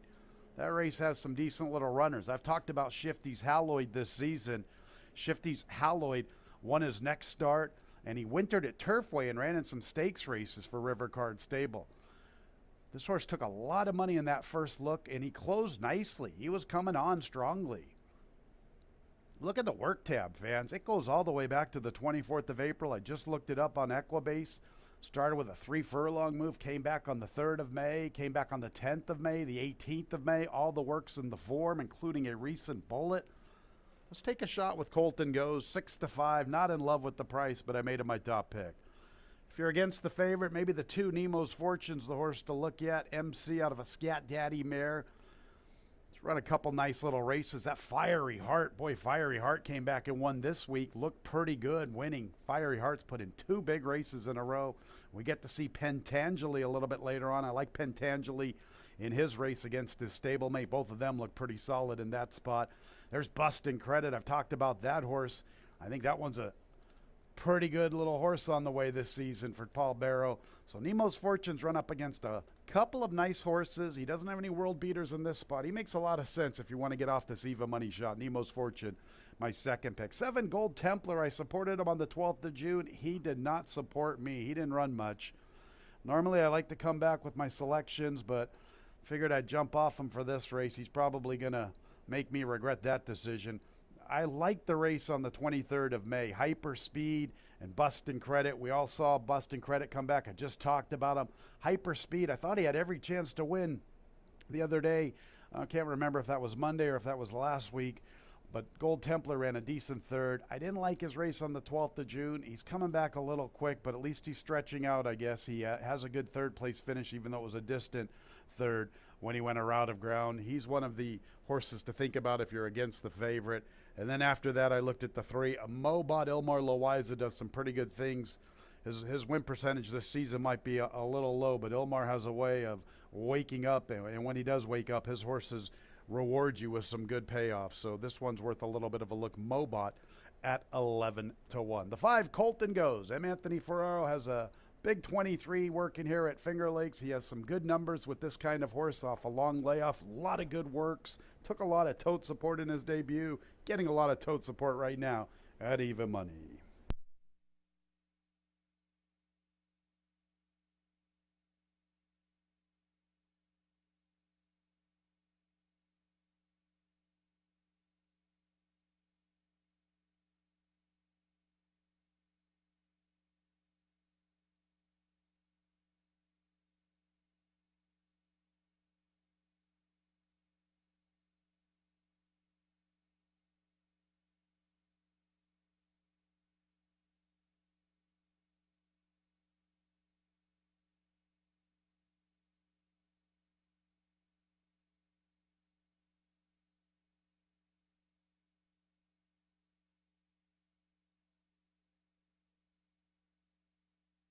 1 minute, post time in less than a 1 minute.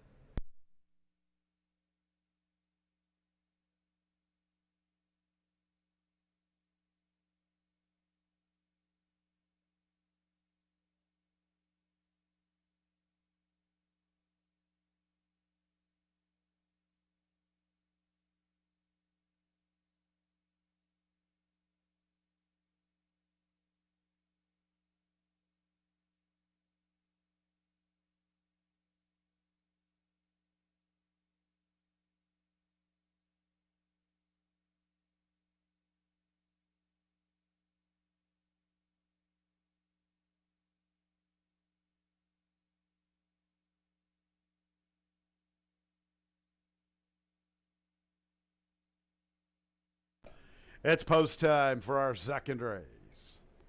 5 Colton goes at 6-5. The 2 Nemo's Fortune at 2-1. Then it's the 7 Gold Templar 4-1 in the wagering. Nemo's Fortune, the first of 6 into the gate. Here's Mobot. Looking Grand, 1 of 2 for Victor Dean. Ballyrhythm, the other Dean trainee. Colton goes, lots of tote support. This afternoon, Colton goes away since his 2-year-old debut run in October of 2022. He's even money. Long shot Ballyrhythm. And then Gold Bear Farms Gold Templar for Jacqueline Falk. And the He-Man, Heman Harkey.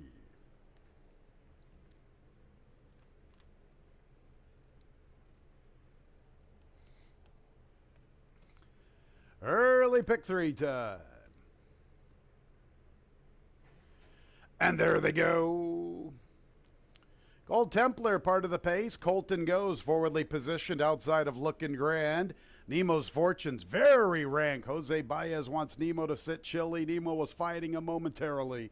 Mobot's in the 5th position, and the early trailer is Ballyrhythm.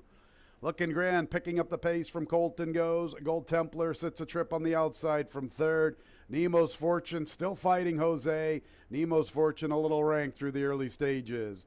In the 5th position is Mobot, 4 lengths from the front and nothing from the distant trailer. Ballyrhythm, he is way out of it. They race to the 5/8, very soft, 25-3. Luis Perez says, thank you very much, I'll go on with it with Colton goes. A neck advantage to Looking Grand. Gold Templar's 3rd. Nemo's Fortune settled down just a bit. Mobot's recognizing the soft pace, and there goes Christian Navarro on top of the action from the extreme outside. And Ballyrhythm's in a race all by himself at the back of the pack. 51-3, they crawl. Colton goes, Gold Templar turning it up. Looking Grand sticking with the pace. Nemo's Fortune's 4th.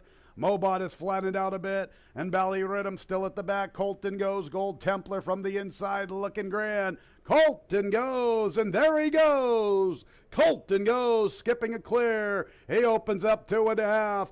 Gold Templar under a drive, likewise for Looking Grand. Nemo's Fortune's trying to begin his move to the outside. Colton goes, has the lead. Gold Templar stays with him. Looking Grand coming back. Colton goes, can't put him away. Here's Gold Templar to the outside. Gold Templar, and Colton goes. Colton goes, still with the lead at the 16th. Gold Templar testing him all the way to the wire. Colton goes, and there he goes to the winner's circle. Gold Templar in a photo for 2nd with Looking Grand, who re-rallied in the final stages. Nemo's Fortune, boy, he could never put those nerves to rest. He was very rank early, and that probably took his race away from him. He settles for 4th.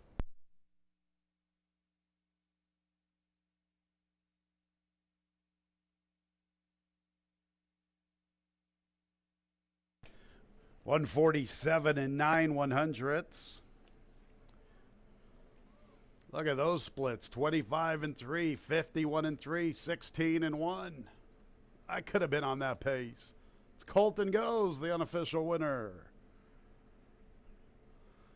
2nd got pretty tight late. Looked like Gold Templar had it. There's Looking Grand really picking up his stride late. We'll let the placing judges get to that photo. There's Nemo's Fortune. We know he finished 4th. Make sure to hold all tickets.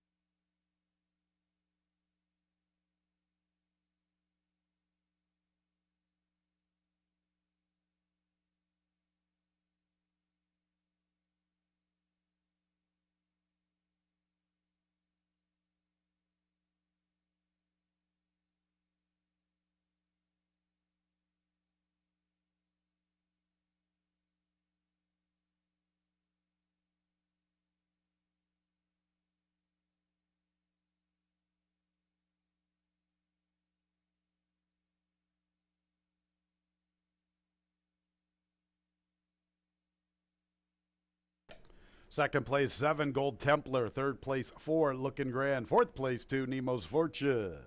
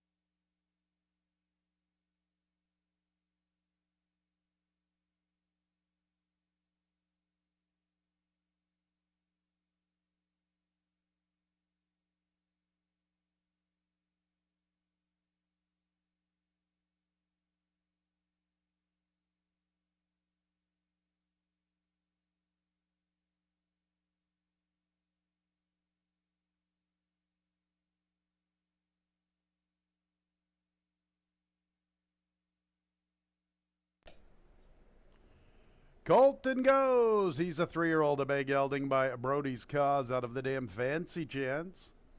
Owned and bred in New York by TLC Thoroughbreds. Winning trainer, I'm Anthony Ferraro. Winning jockey, the Diamond Man, Luis Perez.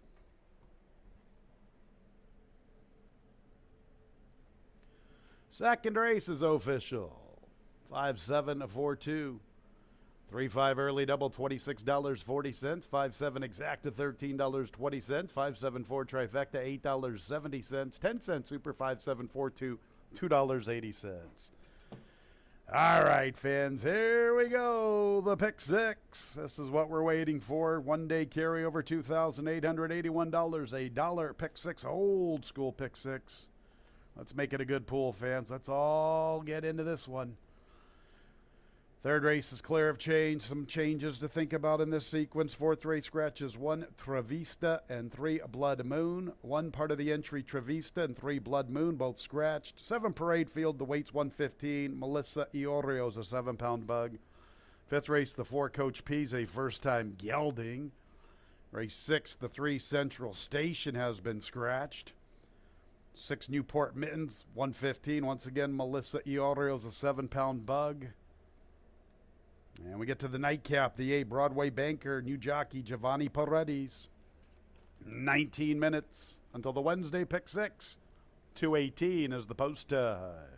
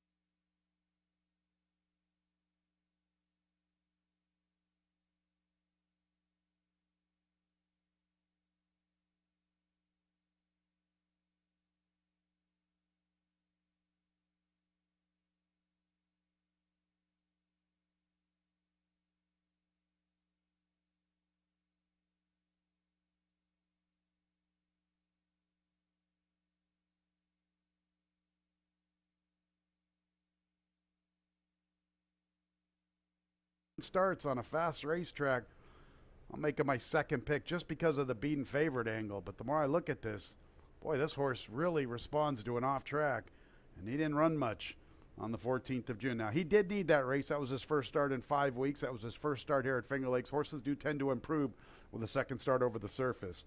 But once again, here's a horse who really prefers an off track and got beaten pretty soundly in his most recent start. 5 horse, he's got a short fuse. I liked what I saw from him on the 16th of May. Kind of set up for him, though. Fighter Kite, who we get to see a little bit later on. I believe he's in our 5th race. Fighter Kite and Hangout really took it to one another, and he's got a short fuse, and Noble Journey definitely benefited from it. I know the interior fraction suggests that it should have favored the top 2, but they were going head and head, Fighter Kite and Hangout, and he's got a short fuse, took full advantage. He is hoping for another pace meltdown, and he could come rolling again. That was his first start here at Finger Lakes. It was the first time he was in that sheep, so he might have found a place that he likes and a level that he likes. He's dangerous. He's 4-1. Then you get the 6th Knight of the Crown, who just finished in front of the current favorite, Major Spin. He was 6-1 that day. He was up there pressing the pace and backpedaled a bit. Now, he has had good success over a dirt fast racetrack. Both of his career wins are when it's fast, 2 for 10 with 1 second and 2/3, and he gets a nice outside post. 7-1, a little bit of a price here with Knight of the Crown. I liked what I've seen from Devil or Angel last year and already to start this season. I'm going to come right back with the Sun by Shackelford. I'll make it my top pick. This race starts our pick 6.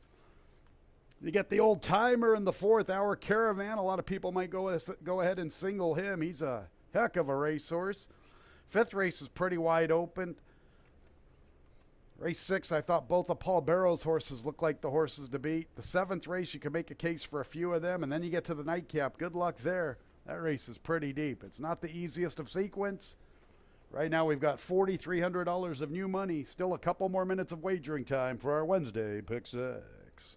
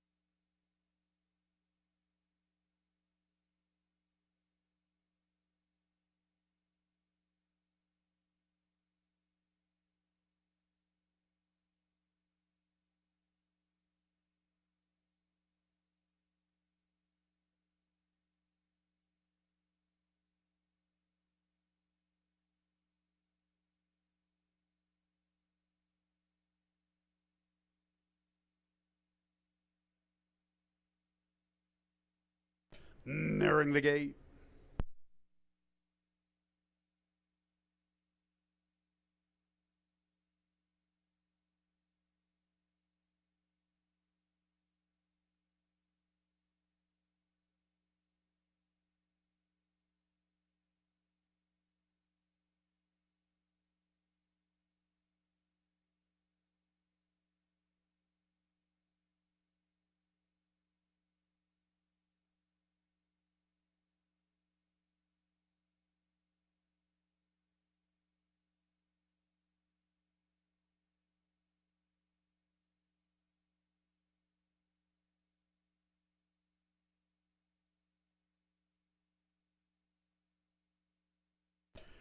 It's post time for the 3rd race, the start of our pick 6, number 3. Major Spin is the favorite at 8-5. The 2 Devil or Angels 2-1.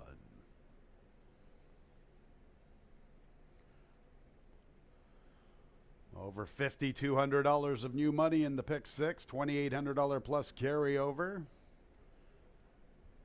Major spin, the first one in. Devil or Angel waiting along with B'Gemini Slew. Here's B'Gemini Slew to the rail. Devil or Angel. What's my category? Couple to load. He's got a short fuse and Knight of the Crown.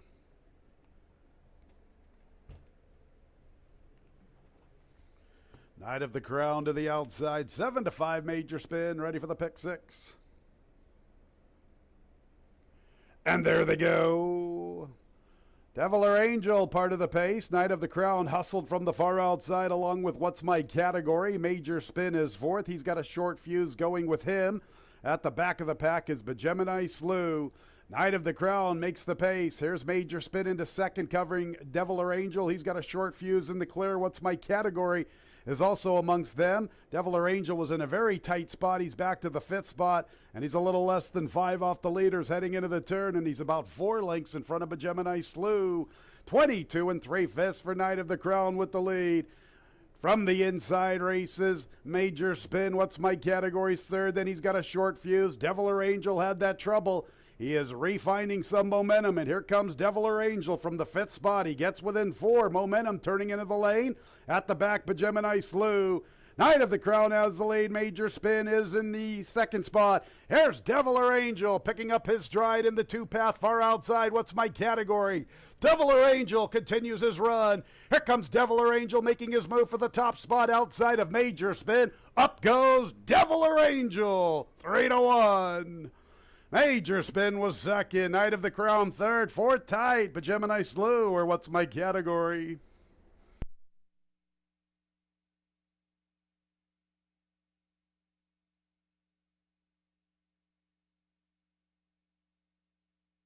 Good run from Devil or Angel. Had trouble up the backstretch run. He was on that tight spot, along the inside. Oscar Gomez riding pretty good the last couple of days. Didn't press the panic button. Let Devil or Angel relax. You could see he was picking up momentum near the quarter pole, and here he comes with that nice run. He's a good 3-1. 2 Devil or Angel, the unofficial winner. Second place to the 3 Major spin. Third place 6 Knight of the Crown. We'll need a photo for fourth. 1:13 24 100ths the final time.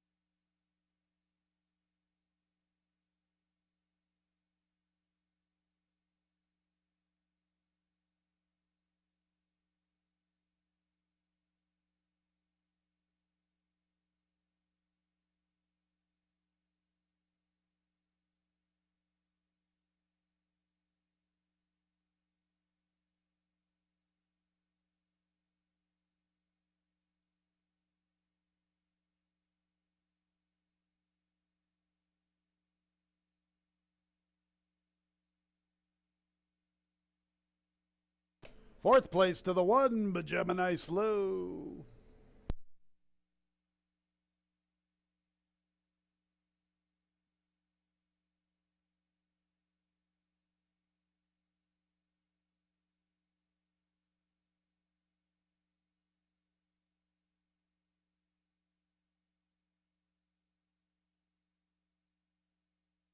Devil or Angel? I think he was an angel this afternoon. He's a 4-year-old chestnut gelding by Shackleford out of the dam. Mama, I'm home. I'm home in the winner's circle for 2 in a row. It's a double for Oscar Gomez. The Missile's riding pretty good the last couple days. This one is owned by Thomas Priola, conditioned by Paul Barrow. Devil or Angel was bred in New York by Blue Flight LLC.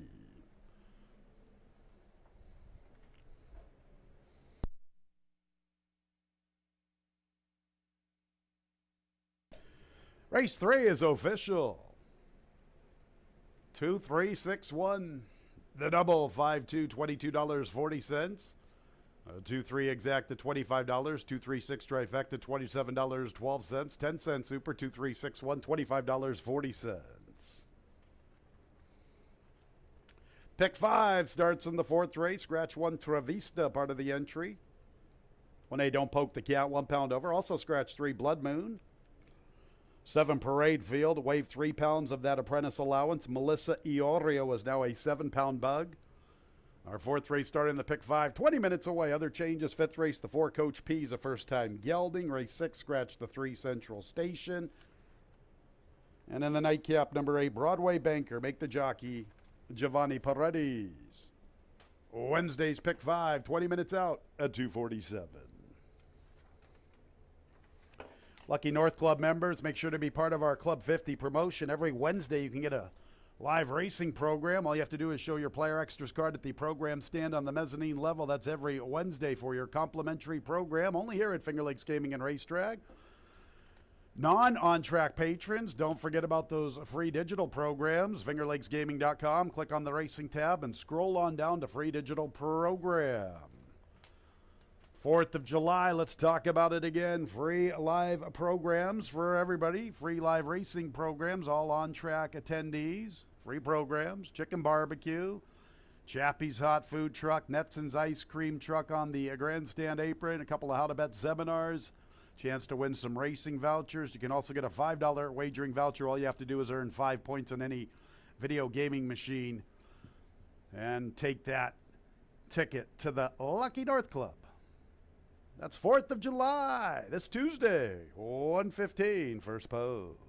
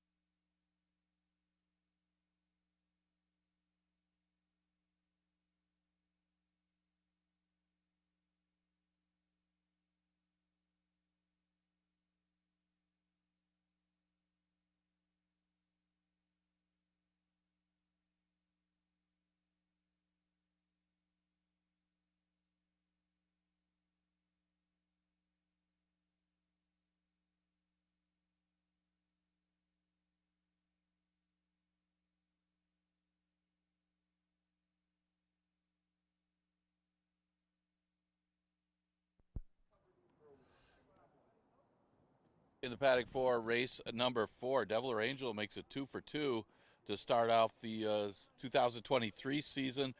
Was able to run in between the two horses on the lead, certainly split for him. Oscar Gomez on fire, in fuego. Yesterday, 3 wins on the card, already winning 2 of the first 3 races today. He's got to see if he could keep it going. That starts the $1 pick 6. Fourth race, Scratch the 1, part of entry, Trivista. Scratch the 3, Blood Moon. There will be a weight change on the 7 Parade Field. Melissa Iorio is right now a 7-pound apprentice, so weight should be 115.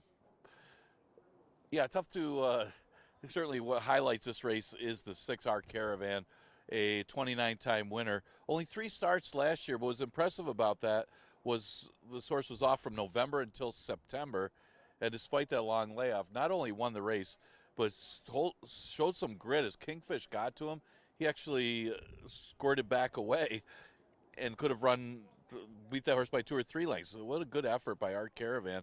Then followed it up with a victory against an easier field in October. Well, ran second behind Cool Quartet in his last start of the year, but that was a race where it was just a matter of he didn't get the best trip more than he didn't really run that badly. So now at age 12, this will be his last season here at Finger Lakes. So see how many wins he can put together. He has a chance to get his 30th win here, and that's quite an accomplishment for our Caravan. Obviously, he's going to get some play.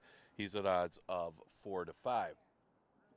The 5 is Fire's Finale, who looked dominant, beating 5,000 claimers back on May 29th and ran against the starters and really didn't have that great of a trip last time, behind a much the best winner in Uno, who was a heavy, heavy favorite, and that was in the slop as well. So you could make some excuses for Fire's Finale. This horse is sharp right now and is definitely not out of it. It was my second choice, but right now, big price on the board at odds of 10 to 1 with a lot of play on the 1A, Don't Poke the Cat. Not sure why. Maybe it's the apprentice jockey Carlos Barbosa who had a big day yesterday. Parade Field's another one to consider, is this one making his second start off the layoff, so you would think that he'd run a better race. He just got caught wide last time and never really, and it may have needed the race as well. He's got the numbers to be competitive here. If our Caravan doesn't have it, maybe Parade Field's another one to consider in race number 4. This race starts the pick 5. Exacta, Trifecta, Superfecta, and Daily Double also offered. Scratch the 1 part of entry and the 3 Blood Moon.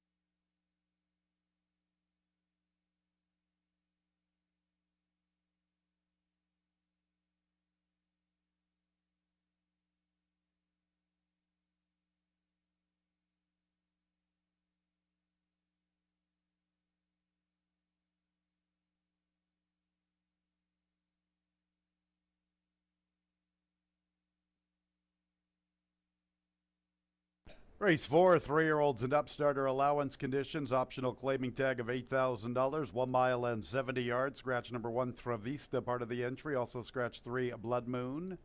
1A, Don't Poke the Cat, 1 pound over. 7, Parade Field, the weight's 115. Melissa Iorio is a 7-pound bug.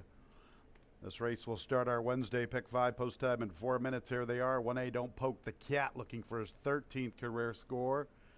Carlos Barbosa is the jockey. 2 is Royal Suspect, looking for his 8th career victory. Joel Cruz in the saddle. 4, Coach Bahi, Kevin Navarro. 5 is Fire's Finale, looking for 2 out of 3, Michael Davila Jr. There's the old man, the 6-hour Caravan, the 12-year-old looking for his 30th career victory. Andre Worry, the pilot, 4 to 5, and 7, Parade Field, Melissa Iorio. Field of 6 to start our pick 5 post time in about 3 minutes.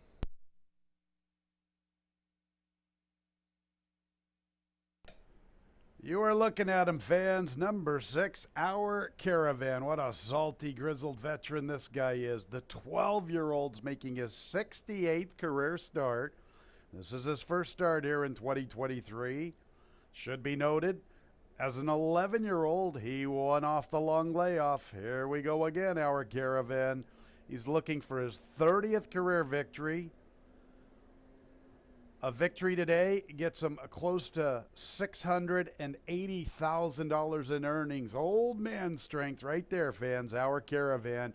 Finger Lakes is the home of all the salty veterans. Dr. Blarney and Futile, they've already won this season as 10-year-olds. Boldly and Special Story have won as 11-year-olds. Can Our Caravan say, I'm the oldest man with the strength? He's 3 to 4 on the board. The 12-year-old looking for his 30th career victory. What a racehorse. Can we beat him today? I don't know. Maybe. How about the 5, Fire's Finale? He's the only horse in the race. He's in against a bunch of geldings. I got a buddy back home who loves this angle. We shall see. Is a Pennsylvania bred. He's a 5-year-old, so he's the youngster in this group. He looked good winning on Memorial Day. He came back relatively quick, and I thought he ran fairly well. The winner, Uno, is a stablemate to Our Caravan. Uno would be pretty tough in here. That'd be a good horse race, Uno and Our Caravan.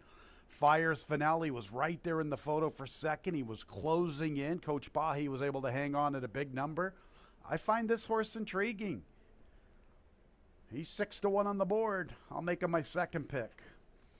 2, Royal Suspect was my top pick or my second pick, I should say, on the 14th of June. It was hard to pick against Uno. Uno was everybody's top pick, but I picked Royal Suspect second that day. He didn't really run that good. He hasn't run good in quite a while. He's due to wake up. I know his best race makes him competitive. He's off form. He's had a long campaign. He raced a few races after our season ended in 2022 at Aqueduct. Got a little bit of a vacation. This is his 4th start of the season. His second going back-to-back 2 turn affairs. 11 to 1. You know, if you liked them last time at 3 to 1, you're getting 11 to 1 today. And then you get Coach Bahi. Coach Bahi's run some good numbers. Windy Leaf Farm and John Buckley thought enough to claim him for $11,000 to start the season. Those connections, if they thought enough to take him, I think we need to keep our eye on Coach Bahi this season. He's currently at 9 to 1. Our Caravan, hard not to root against this guy. Hard to root against him, fans. He's a heck of a racehorse. We'll see if a salty veterans continue here at Finger Lakes. Couple 10-year-olds have already gone there. Couple of 11-year-olds. How about this 12-year-old looking for his 30th career victory? He's the short price favorite to start our pick 5. Looking at the board, just one last little note. The 1A Don't Poke the Cat's getting a lot of play for Ilmar Loaiza and Lima Horse Racing. Here's a horse who's a 9-year-old looking for his 13th career victory. He's made a ton of money. They scratched the other half of the entry. Maybe Don't Poke the Cats here for business. He's getting a lot of tote support at 3 to 1. Our Caravan, Fire's Finale. Those are my top 2 to start our pick 5.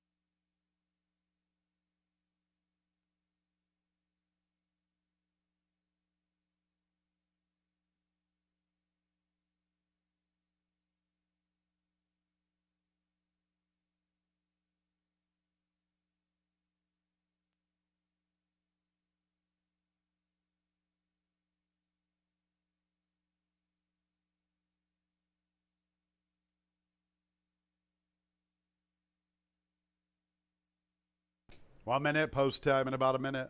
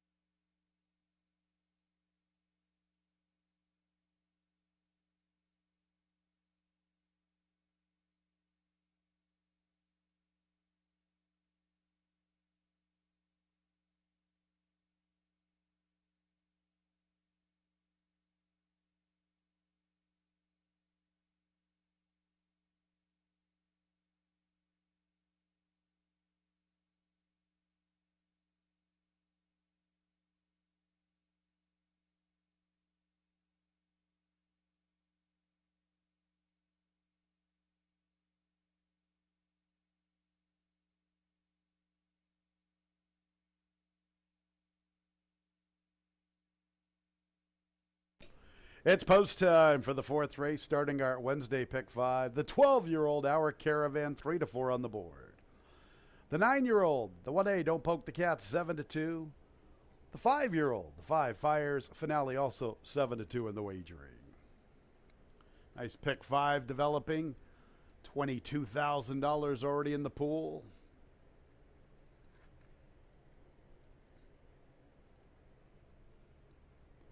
Royal Suspect is in. Here's Coach Bahi. The 9-year-old, Don't Poke the Cat. He's looking for his 13th career trip to the winner's circle. Normally, that would lead most fields with victories. Not the case with Our Caravan in the race. Here's the youngster, the horse. Fires Finale against a bunch of old grizzled geldings.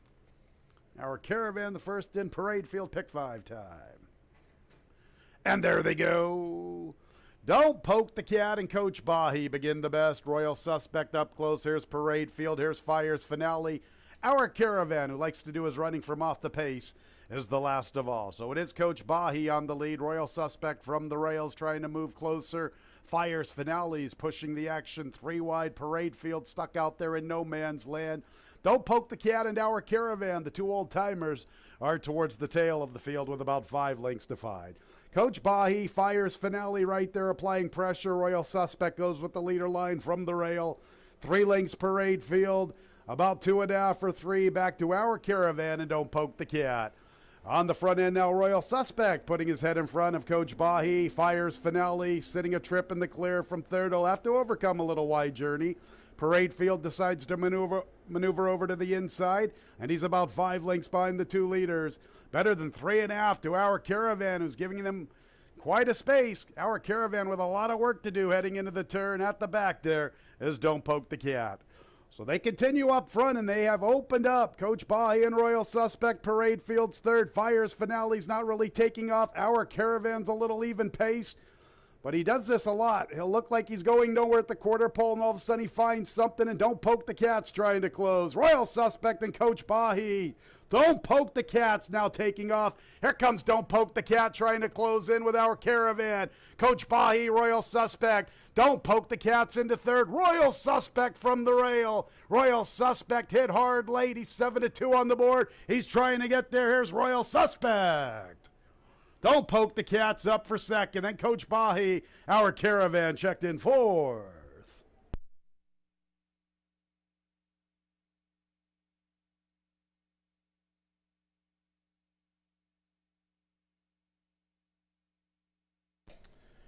Well, he'd been off form of late, but we knew his best race was good enough to be competitive, and he comes through with it today. Royal Suspect.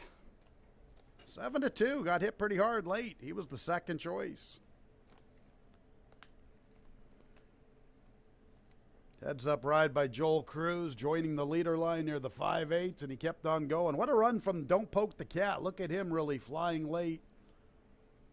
Looks like he's going to get up for second. Then Coach Bahi, and there's the old timer. Our Caravan didn't have it today.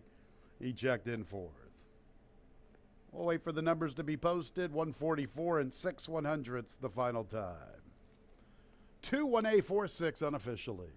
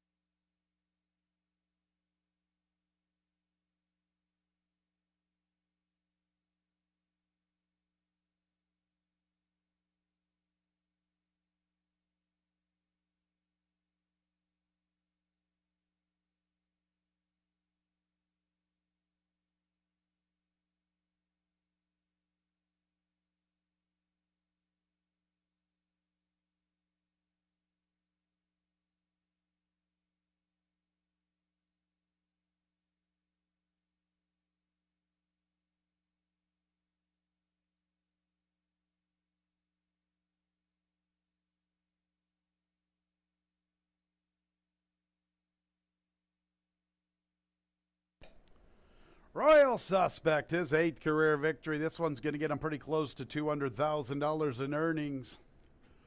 6-year-old Bay Gelding by the Kentucky Derby winner Animal Kingdom. Out of the Harlan's Holiday Mare, Holiday Apple. Owned and trained by Nurka Huertas. Winning jockey, Joel Cruz. Winner was bred in New York by John Loriello. It's official, 2-1-A-4-6. 2-2 double, $70.50. 2-1 exacta, $43.20. 2-1-4 trifecta, $47.50. 10-cent super, 2-1-4-6, $25.05. 5-2-2 pick 3, $30.37. That's the early pick 3. The early pick 4-3 with 1-5 with 2 $161.50. On to the late pick 4. For Coach P is a first-time gelding. 5-fighter kite, 1 pound over. Post time in 20 minutes at 3:16.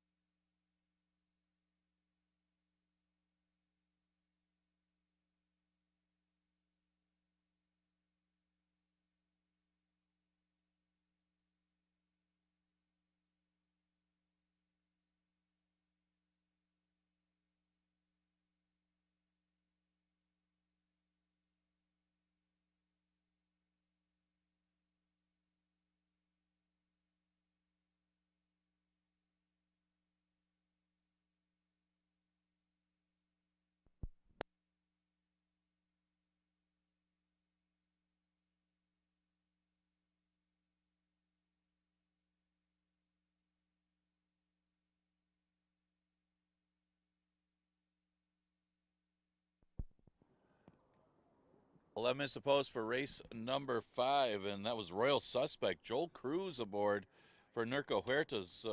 It was Royal Suspect and Coach Bai really opening up a big lead on the rest of them before they got going. The only one that really closed was Don't Poke the Cat, and Royal Suspect able to hold his position and go on to victory. Big effort from that one to start off the pick 5 for Nurka Huertas. 5th race, 11-9 claimer, never won 2 condition. Going 5.5. This starts the late pick 4. Pretty competitive race. The 7, Beach Boy Al. Didn't think I'd get 5-1 on Beach Boy Al off of a good-looking victory at the end of last year. This horse was off a layoff coming in here after facing the maidens in New York, mostly special weights before dropping to 25 and then dropping again to face the 11-9s. Now returns for basically the same price to face winners. It's waived the claim and has really nice works for the return race to Finger Lakes, and he's getting a lot of support, deservedly so. He's currently the early favorite in race number 5. Beach Boy Al, about 8-5. The one horse is going to be dancing, appears to be the inside speed of the race. Ran well off the layoff, didn't get much support. 56-1 against Dee's Wise Guy. Of course, Dee's Wise Guy, a good-looking horse that was in the stakes race the other day, and that one kind of had it easy on the front end. This one, following the leader, just ended up holding his 3rd place position, going the shorter 5 furlongs. Goes a little further today, 5.5, but it's his 2nd start of the 2023 season, and he does drop slightly to the 11-9 level, and there really doesn't seem to be a lot of speed outside of him, which could give him a little bit of a tactical advantage in race number 5, and he's currently at odds of 5-1. The 5 is Fighter Kite. Could see some improvement from this horse. He did have everything his own way in his debut as a 2-year-old. It was against a slower 11-9 claiming field against 2-year-olds, but he was able to control the pace and go on to victory. So he did take a lot of play in his 3-year-old debut against older horses, and just got mixed up in the speed. They didn't go that fast, and he ended up fading to be 3rd. But it was his first start off the layoff. You could see some improvement, making only his 3rd career start, and he's at odds of 9-2. The other one to consider, maybe the 2 Angelic Mission, who's at 8-1. He was very fortunate to get his number put up, as the winner did come out on him. Didn't look like he was going to go by that rival, but he was bothered by the winner after he bothered the 3rd place horse. It's a roughly run race. But he is making his 2nd start off the layoff, and what was always a good angle in the past, first-time Lasix for Michael S. Ferraro. This horse could improve and could be a factor in race number 5. He's currently at odds of 7-1. Now, some of the contenders for the 5th. This starts the late pick 4. Exacta Tri Super and Daily Double also available here.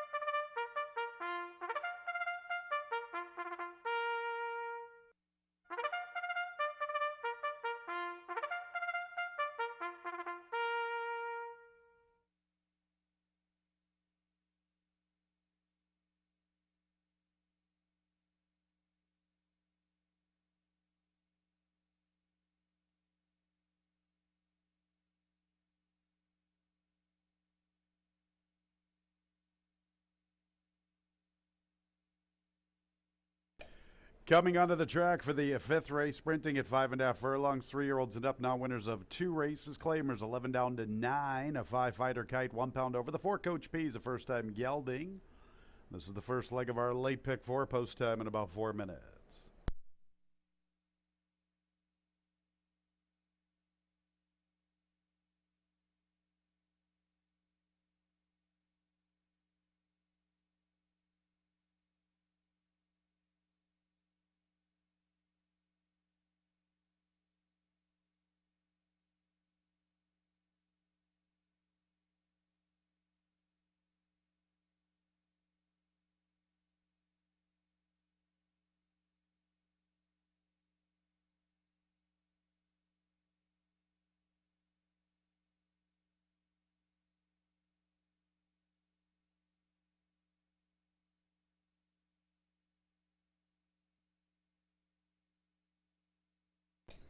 There's the field. Number 1, Gonna Be Dancing. Oscar Gomez looking for 3. Oscar had a 3-bagger yesterday. 2, Angelic Mission looking for 2 in a row. Luis Perez looking for a riding double. 3, Color Commish, Michael Davila Jr. Next will be the 4, Coach P, Nazario Alvarado. 5 is Fighter Kite, John Davila Jr. 6, Hanger 1, Jeremias Flores. And the 7 is Beach Boy Al, Andre Worry. Field of 7 to commence our late pick 4, post time in about 3 minutes.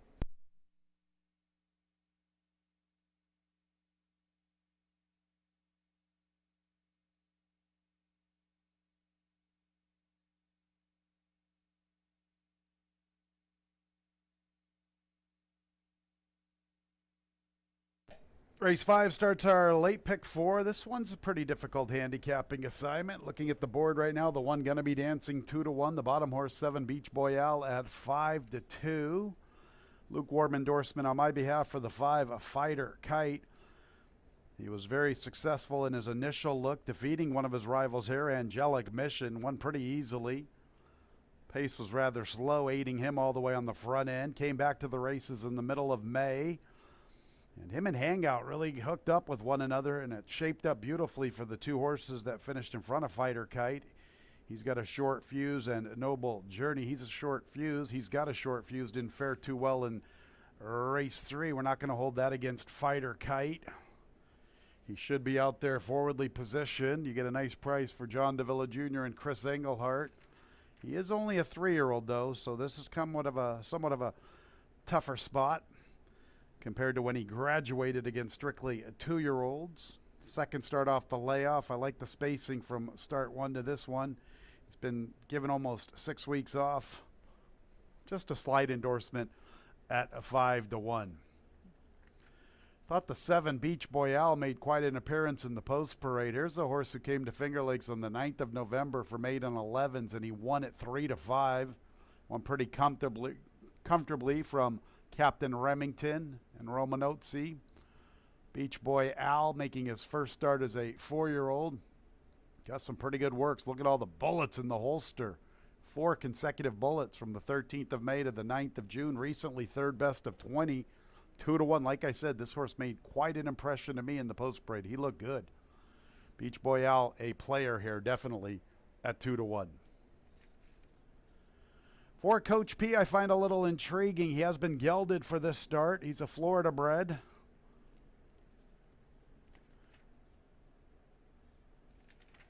One thing about Coach P that I wanted to use him in this spot was his best race so far was when he was off that long layoff from November of 20 to July of 22. That was a good race, defeating Hangout and North Coast. Since then, Hangout's all the way down for 5. North Coast looked good, winning earlier on Monday against Maiden 11s for his 4-year-old debut. I always respect horses who fire off a long layoff. That was Coach P. He gets that layoff again today. He's 8-1. He's been gelded. Little intriguing.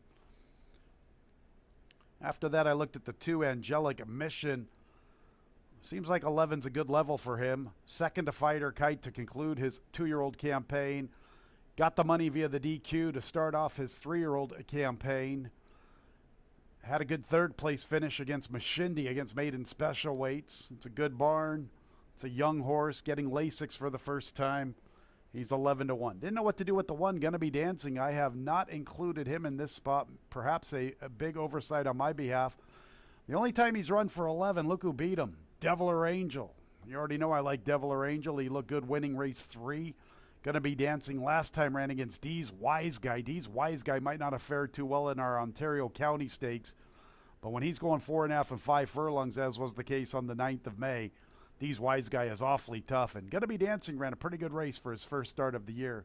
He figures pretty nicely along the inside, and he is currently vying for the second choice at 5-2. Starting to hit the 7 pretty hard. Beach Boy Al, he's all the way down to 6-5. Made a good impression in the post parade. I've got him as my second pick. 5-7-4-2 to start our late pick 4. Race 6, I like both of the Barrow trainees.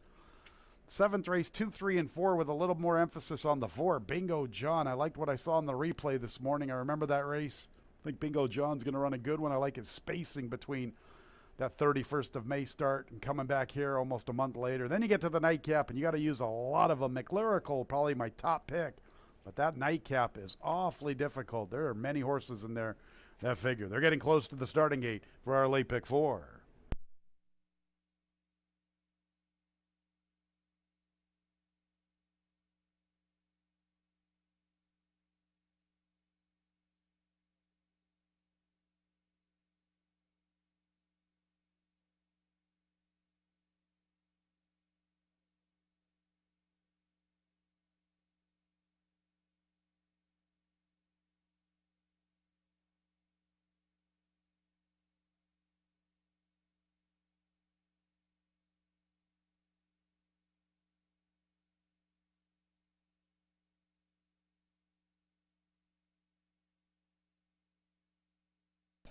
It's post time for the 5th race, starting our late pick 4. Beach Boy Al, 7-5.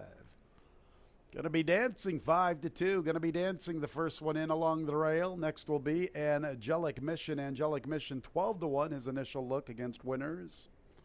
Here's Color Commish. This is his second start as a 3-year-old, all the way back to the 1st of January at Aqueduct in the Mud. Gets Lasix today. There's Coach P. He has been gelded for this comeback race. Fighter Kite, one of the 3-year-olds. 4-1, he's the third choice. Hanger One's the big long shot. And Beach Boy Al, the favorite for the comeback bid. Looked good winning to conclude his 3-year-old season. This is his first start here in 2023. A bunch of bullets in the holster for Beach Boy Al on the comeback bid. Late pick 4 time. And there they go. Coach P is showing pace. Angelic Mission is there. Here's Fighter Kite. Also there, Hanger One, Gonna Be Dancing. Beach Boy Al sits on top of the action from the far outside. And Color Commish is at the back. Very compact group. Gonna Be Dancing, Fighter Kite, Hanger One's pressing. Coach P's up close from 4th. Angelic Mission from the rail. Color Commish, one from the outside. Beach Boy Al gets a wide journey, 4 deep at the 3/8, 3x4 heading into the turn.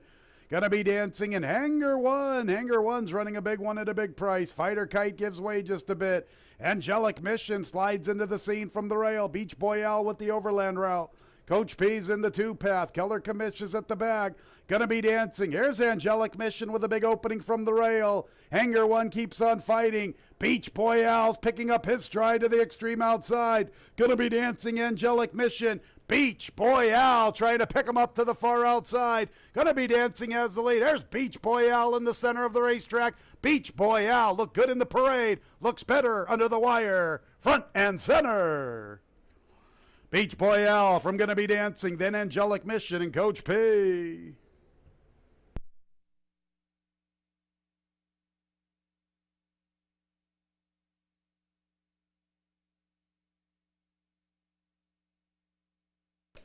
Picking out horses in the post parade is definitely not my forte, but this guy stood out. He came onto the racetrack and you could tell he meant business.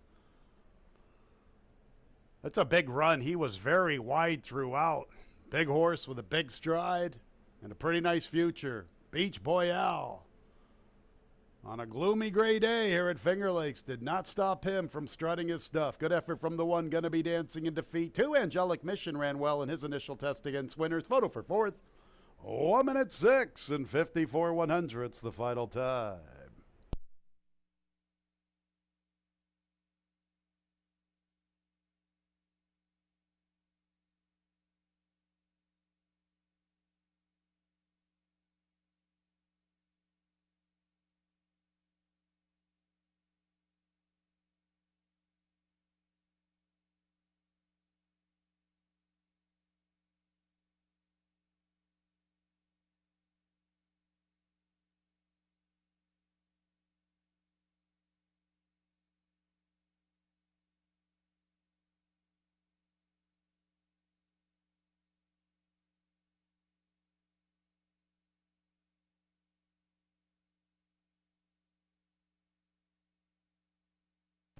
Entering the winner's circle is the 7, Beach Boy Al. 4-year-old Dark Bay or Brown Gelding by Unified out of the damn bag of tricks. That's 2 in a row dating back to his 3-year-old campaign. Beach Boy Al is owned by Greyhound Stables and Christopher Dunn. Winning trainer is Jeremiah Engelhardt. Winning jockey, Andre Worry. Winner was bred in New York by Mockmer Hall along with D&J Stables LLC. Coach P for the Super. 7124 on the board.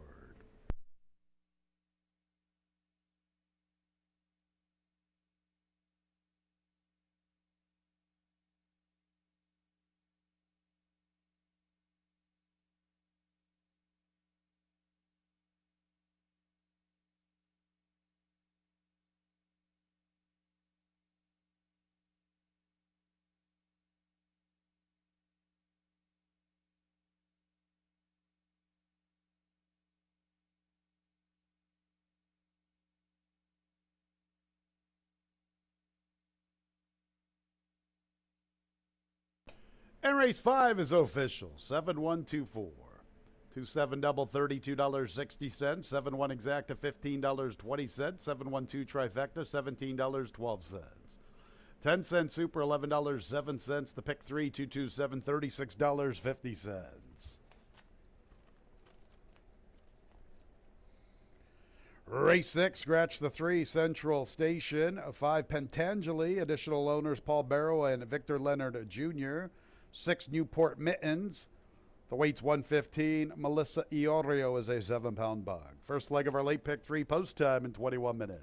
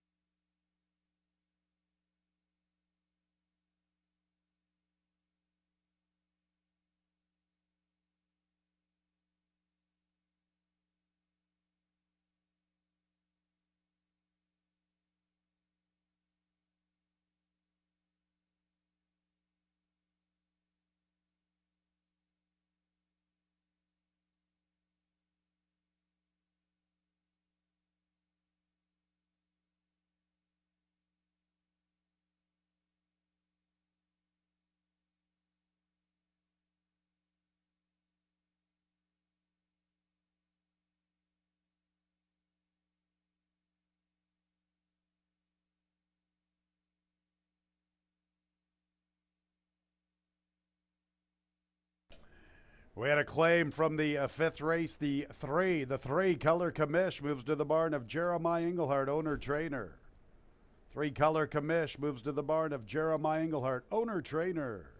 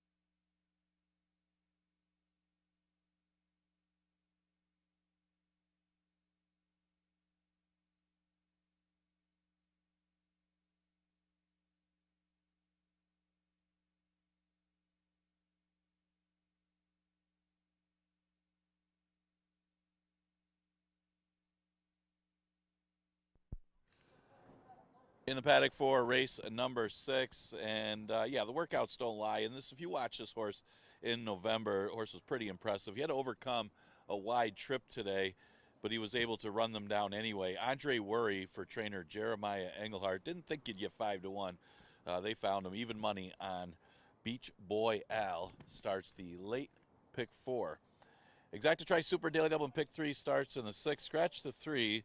Central Station. Got a couple maiden races here late in the day. The Paul Barrow trainees both look like they have a solid chance in here. You got Room Pressure, who comes off a 106 time, finishing second behind Leo and Royal. Earned a 60 buyer for that race. That was the first race over the track. And you got Pentangeli, who goes first time Lasix after running second to next out winner Fiery Heart. So both have a lot to offer in this race. Room Pressure more of the speedy type that may be able to take advantage of the lack of pace in this race. But the question's going to be with some of these first-time starters having some speed, as don't have any form to go off of with them. But Room Pressure, any move forward should be tough in here, staying against restricted 3-year-olds. Again, Pentangeli did take over the lead before Fiery Heart, who's just much the best, just rolled on by and proved it wasn't a fluke, because he came back and beat Winners his next start, and it was a decent field of winners. Schiffauer Song was a runaway winner in Pentangeli's debut. Maybe the Lasix helps. Looks like the main threat to the stablemate, Room Pressure. 4-5 is 7-2, respectively. Now, the first-time starter is interesting, just because I do remember, that means I've been here a while, but I do remember Finger Painter, who was the top 3-year-old filly back in 2016. What a great career she had. She won 2 stakes races that year in 2016, and again, was named the top 3-year-old filly here at Finger Lakes, and she was every bit that. One of the best horses Tim Murphy has trained, and this one not the fastest of works, but certainly worth a look just because of how good that dam was here at Finger Lakes. It's getting a little bit of action at odds of 9-1. And after you get past the Paul Barrow entry stablemates, really it's hard to make a case for some of the other horses that have run. Maybe the one Palace B has some room to improve. He did run against older, even though it was an 11-9. They were 3-ups. Now he's going special weights, restricted 3. So it's not really a step up for Palace B, but his numbers don't quite get close to the Barrow pair. But second time off the layoff, this horse does have the room to improve and could be a factor, at least to be in the try or super. So that's the few that I liked. I went with the 8-5-2-1. Exacta Tri Super Daily Double and pick 3 starts. Scratch the 3, Central Station.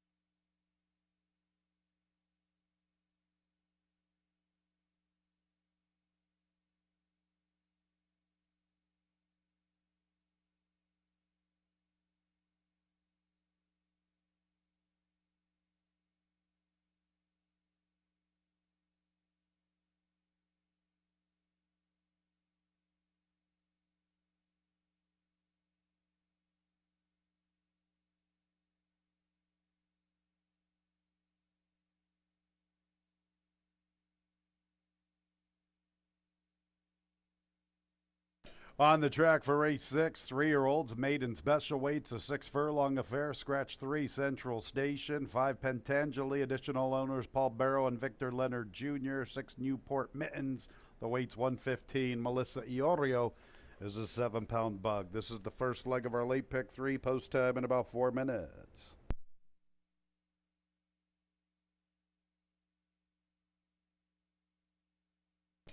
Here they are, 1 Palace B, Kevin Navarro. 2 is Tacony Road, Nazario Alvarado, one of 2 debuters. I should say one of 3 debuters. Here's another one of the debuters, the 4, Honor Mr. Baby, Jose Baez. 5 is Pentangeli, Oscar Gomez looking for 3, Paul Barrow looking for a training double, one of 2 for Paul. Here's one of the other debutantes. Or debuters, I should say, the 6 Newport Mittens, Melissa Iorio. The 7 is 8 Sunset Drive, Emmanuel Di Diego. There's the other Paul Barrow trainee, the 8 Rum Pressure, Jeremias Flores.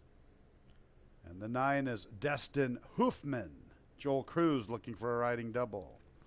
Field of 8 to start our late pick 3, post time in 3 minutes.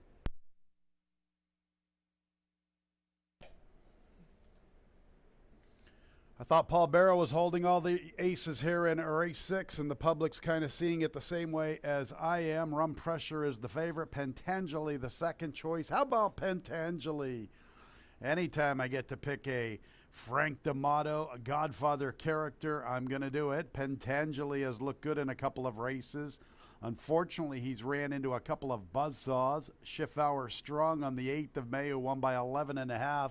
On the 5th of June, Pentangeli made a beautiful move to get the lead heading into the turn, out of the turn at the 8th pole. Unfortunately for him, another buzzsaw competitor, Fiery Heart, came and just ran a hole in the wind that day. Fiery Heart came back and beat Winners earlier this week. I believe that was on a Monday. Pentangeli gets Lasix. This is his 3rd start. We're getting a better price than Rum Pressure. And I know it really doesn't mean much, but if you look at the debut run from Pentangeli, look who's 3rd. Tis Lucky. Pentangeli beat him by 3 1/4 lengths. You look at who Rum Pressure just finished in front of, Tis Lucky. Rum Pressure was a length in front of him. Take my chances with Pentangeli. First time Lasix. 3rd start.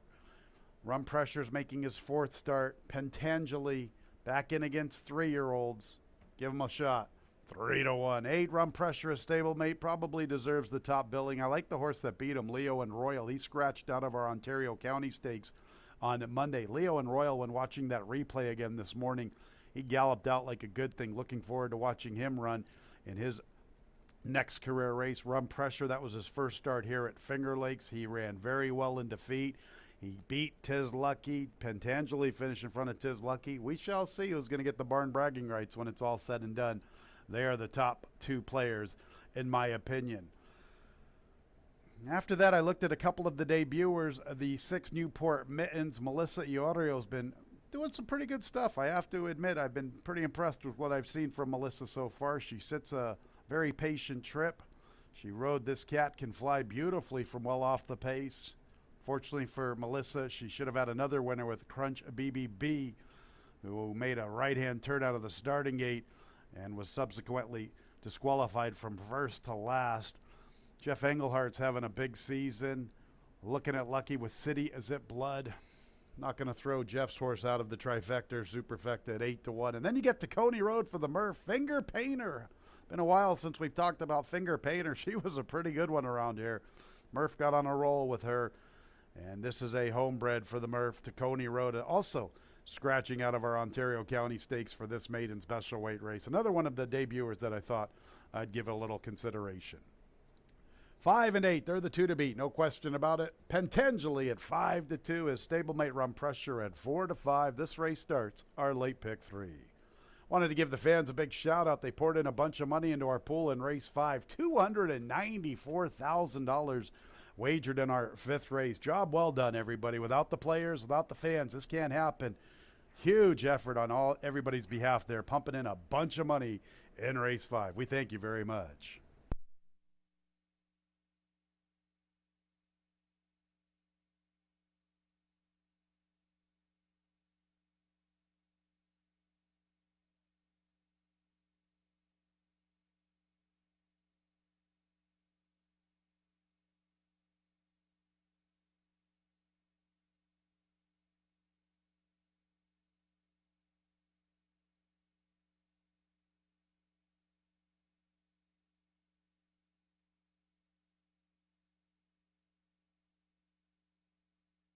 About a minute until post time.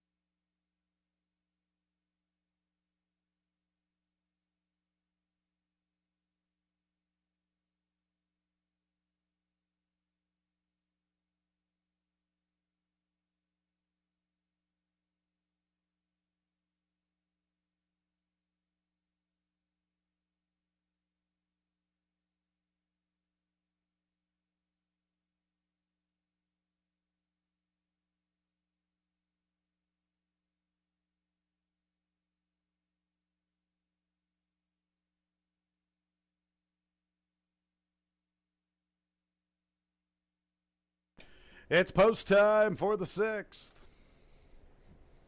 It's all about Paul Barrow. Rum Pressure, 4-5. Pentangeli, 9-5. After that, it's the 6th Newport Mittens at 7-1. 8 at the gate for our late pick 3.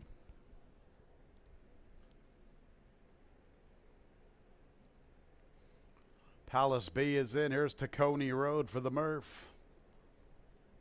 Nice to see Finger Painter with some progeny here on the grounds. Finger Painter, quite a filly and mare for the Murph in her day. Honor Mr. Baby, one of 3 debuters. This one's for Joseph Boosie and the Cowboy Bill Bartlett. 17-1.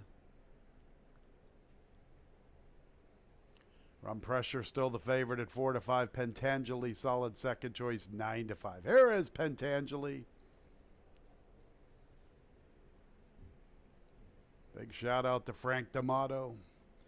There's the 3rd debuter, Newport Mittens, with the Bug Girl, Melissa Iorio. Long shot, 8 Sunset Drive. Here is the Paul Barrow favorite, Rum Pressure. Pentangeli's the second choice. Rum Pressure, 3-5. Pentangeli, 2-1. Then we get Destin Huffman. Destin already with a winner on the card.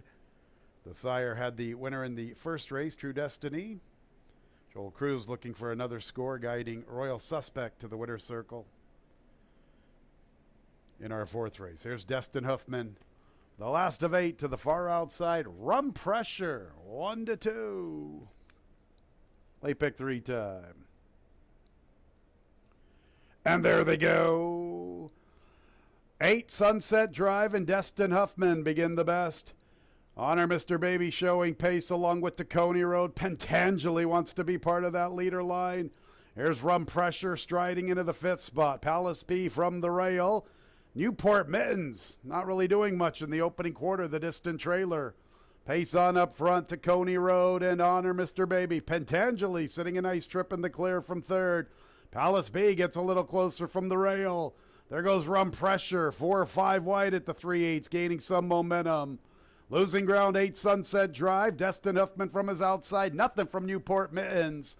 On the front end, Tacony Road. Tacony Road has the lead from Honor Mr. Baby. Pentangeli's 3 wide. Rum Pressure with a big blitz, 4 deep. Here come the Barrow trainees. Pentangeli 3 wide and Rum Pressure from the extreme outside. Palace B needs somewhere to go along the inside. Tacony Road's the leader. Pentangeli's making his move. Tacony Road, Pentangeli. Here's Rum Pressure taking off. Pentangeli, Tacony Roads keep on going. The Murph's all pumped up. 22-1. Tacony Road. Tacony Road at 22-1 for the Murph. Finger Painters progeny. Pentangeli was second farther back. Palace B, Rum Pressure. Also there with them, Honor Mr. Baby.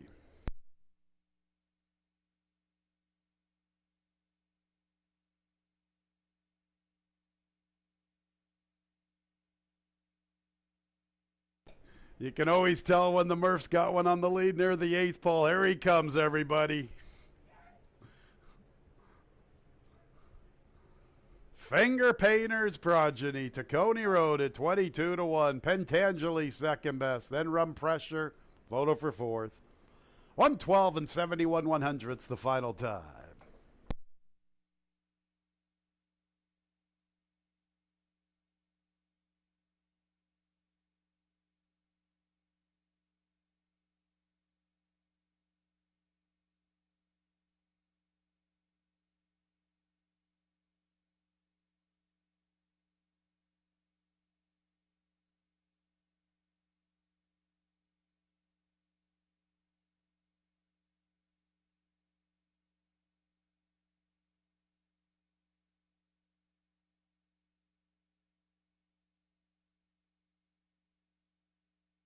Fourth place to the One Palace B.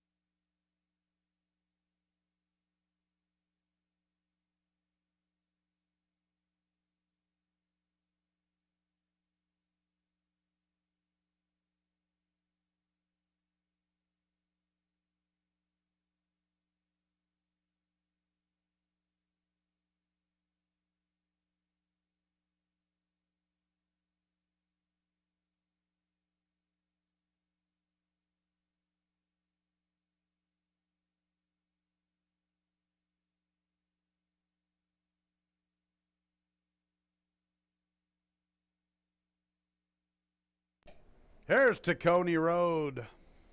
Winning debut for this 3-year-old Abay gelding by Klimt out of the Damn Finger Painter. Owned and trained and bred by the Murph. Tim Murphy, winning jockey Nazario Alvarado. New York bred Tacony Road. Murph's all pumped up.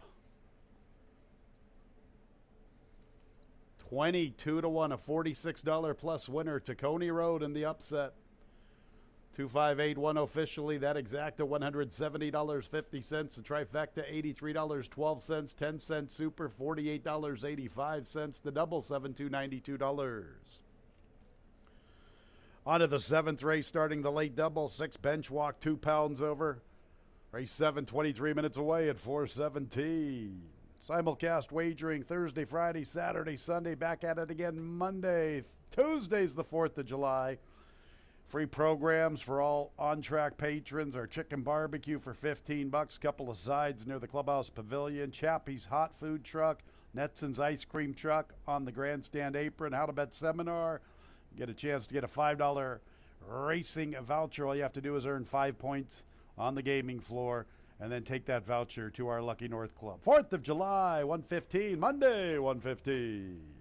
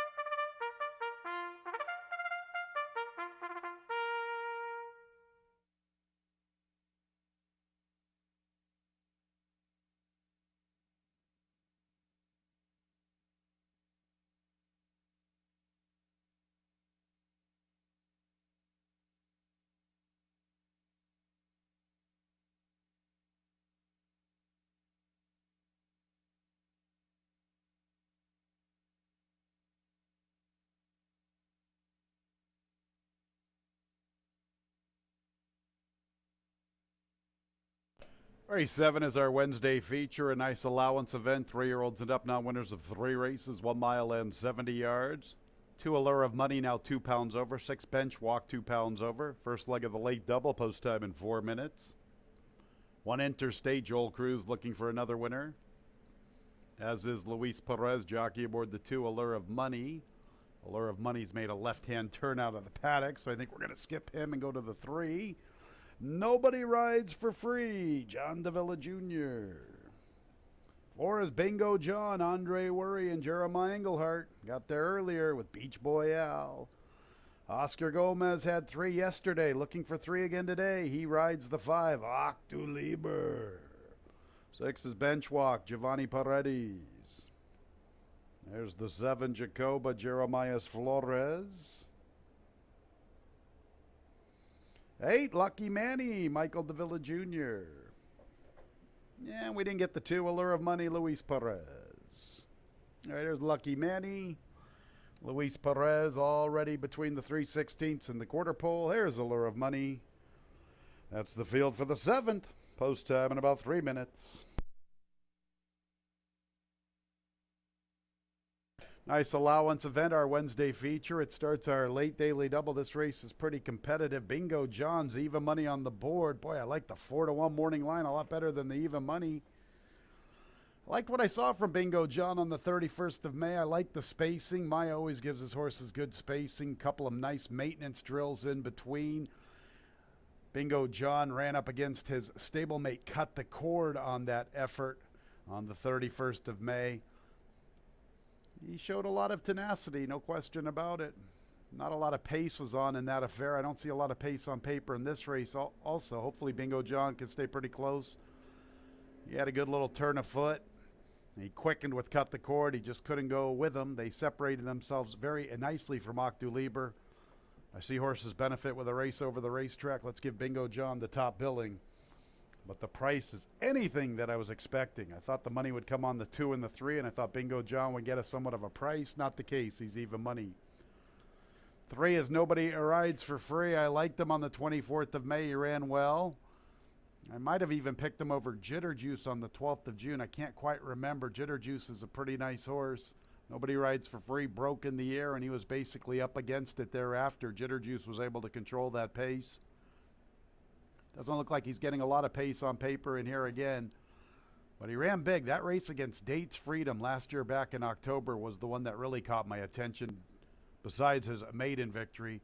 I loved what I saw from him on the 24th of May. He's pretty versatile. He can storm home in a 1-turn sprint, and he still packs a punch in a 2-turn affair. He's a player at 4-1. Pace might be to the advantage of Allure of Money. He's 2-1 with an inside post. He is stretching out.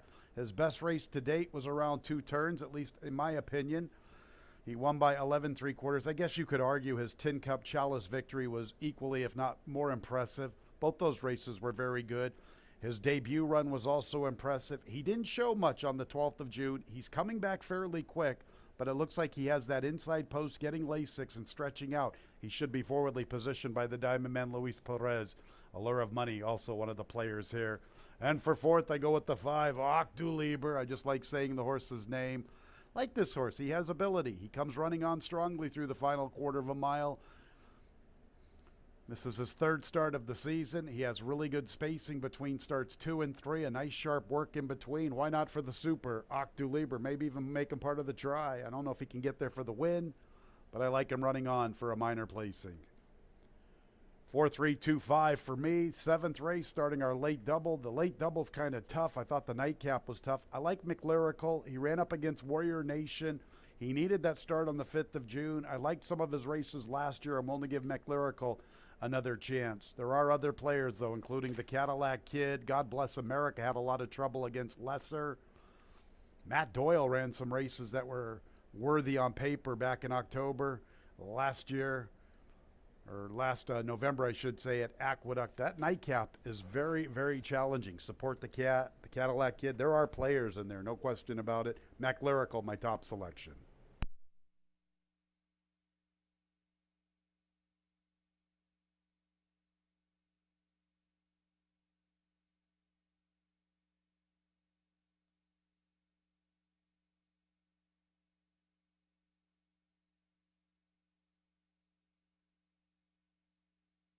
Getting close to the starting gate.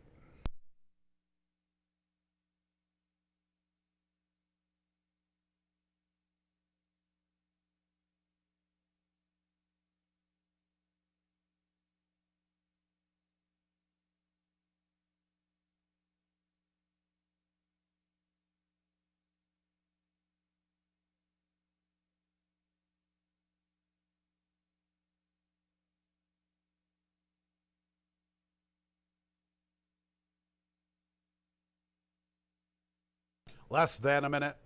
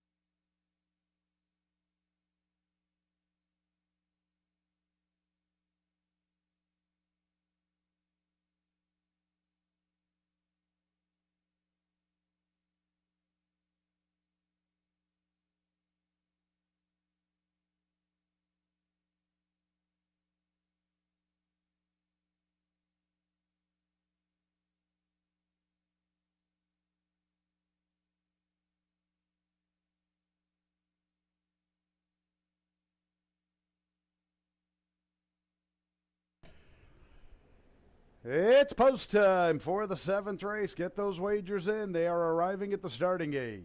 2 Allure of Money, 7-5. 4 Bingo John, 2-1. The 3 Nobody Rides for Free, 4-1. Tote support to the outside guy, Lucky Manny. He's 5-1. First time Lasix for Lucky Manny.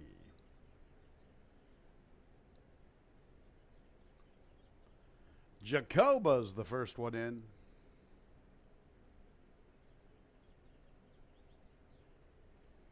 Lucky Manny's the second one in.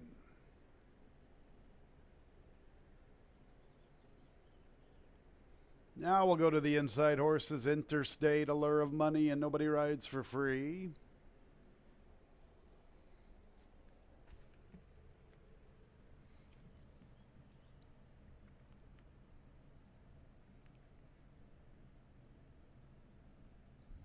Bingo John. Octulieber. Benchwalk, Nurka Huertas looking for a training double.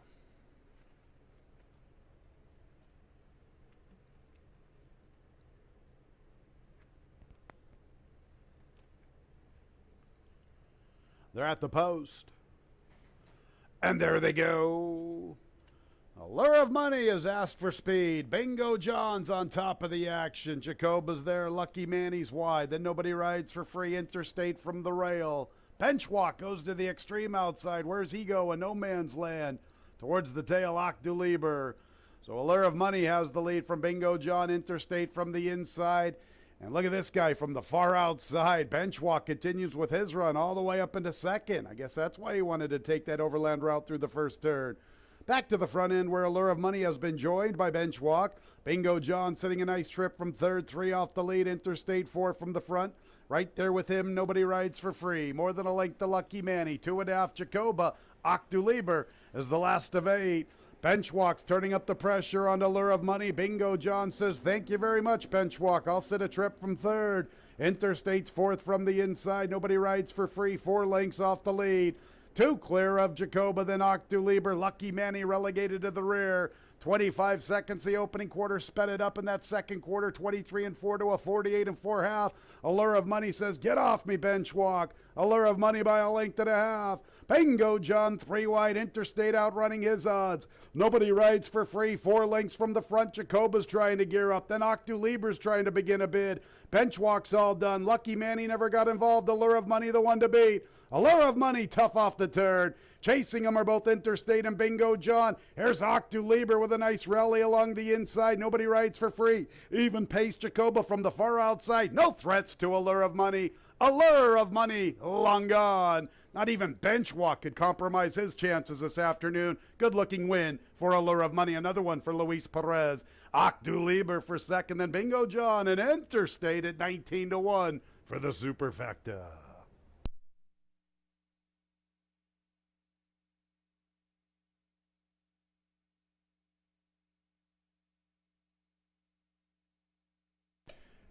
They went slow early. They sped it up in the second quarter. It didn't really bother Allure of Money. Benchwalk tried to be a nuisance to him. Not the case. 2 Allure of Money. Good-looking winner. How about that 5? Octu Libre running on nicely for second. Third place to the 4. Bingo John. Fourth place, 1 Interstate.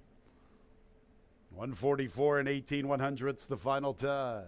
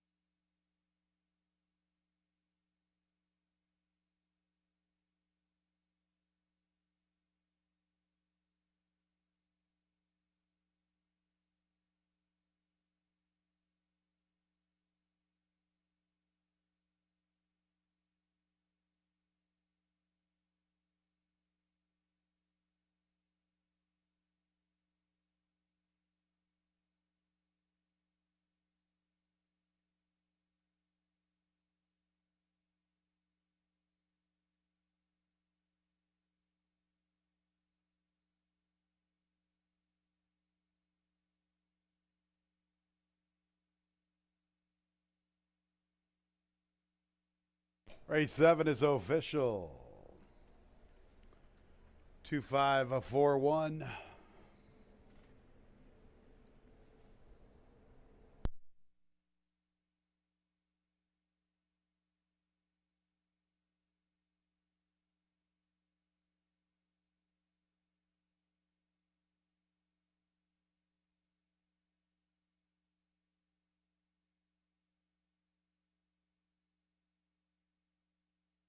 Nice racehorse, the 2 Allure of Money.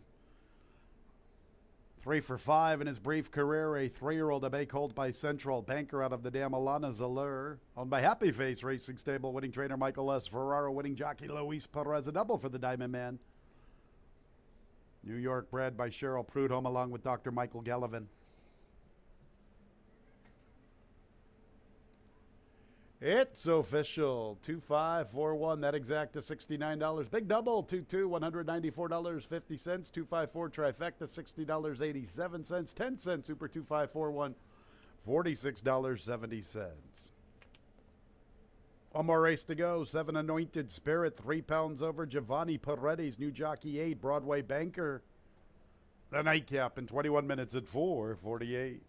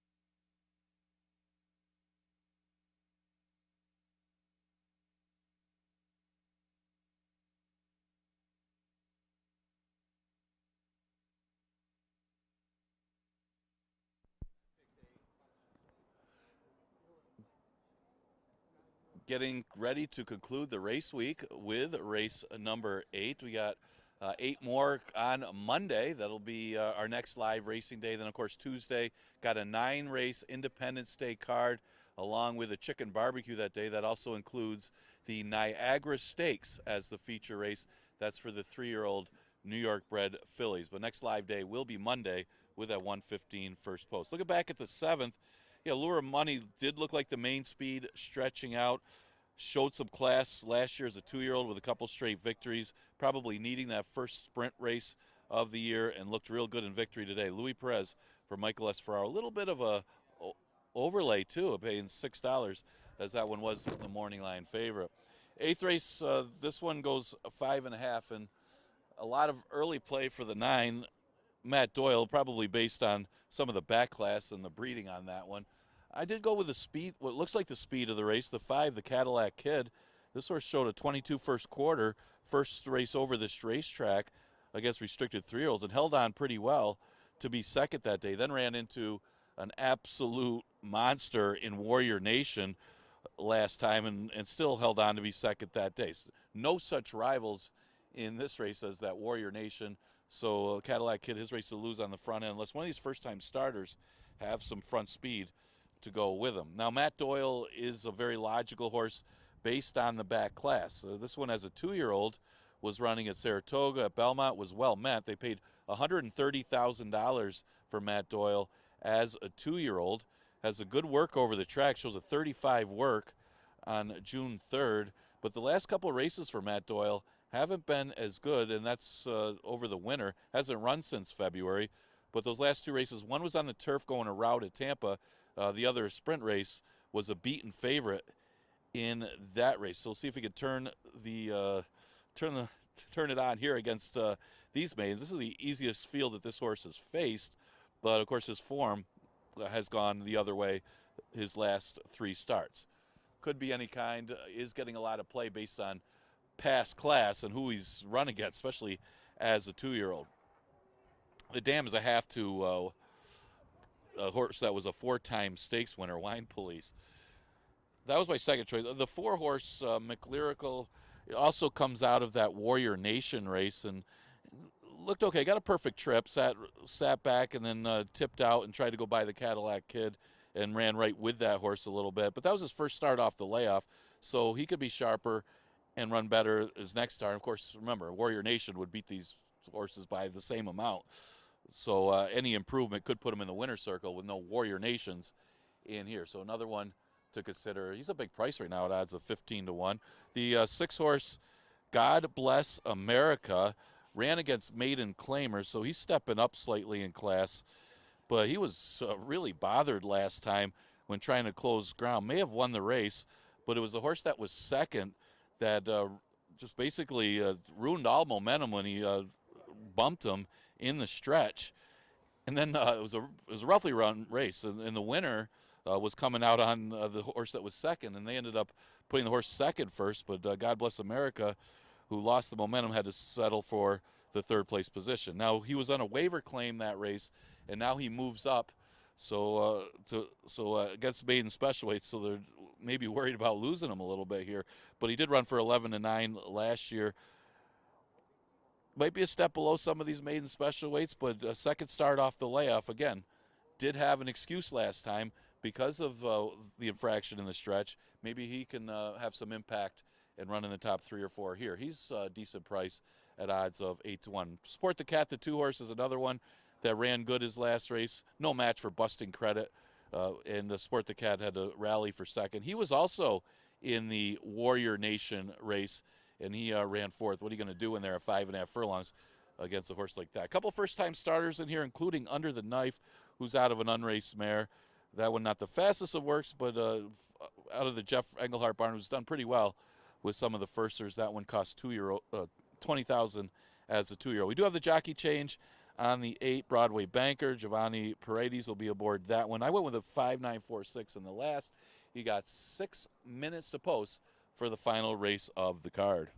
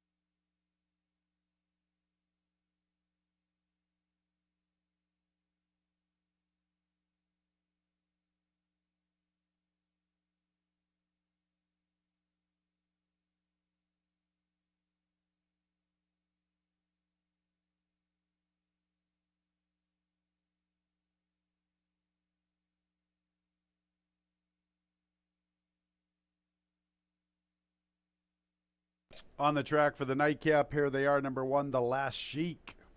Heeman Harkey. Chris Progno looking for a training double. One of 3 debuters. Onto the 2, Support the Cat, Jeremiah Flores. We'll skip ahead to the 4, McLyrical, Kevin Navarro. 5 is the Cadillac Kid. Oscar Gomez looking for 3. Paul Barrow looking for a training double. 6 is God Bless America, Emmanuel DiDiego. 7 is Anointed Spirit, Carlos Barbosa, 3 pounds over. 8, Broadway Banker, the 3rd of the debuters. Giovanni Paredes picks up the mount. 9 is Matt Doyle, Luis Perez looking to sweep the late double and get 3 on the card. This one's hammered down to even money favoritism. One of the debuters skipped the parade, the 3 under the knife. Andre Worry looking for 2. The nightcap's a sprint, 5.5 furlongs, 3-year-olds and up, made in special weights.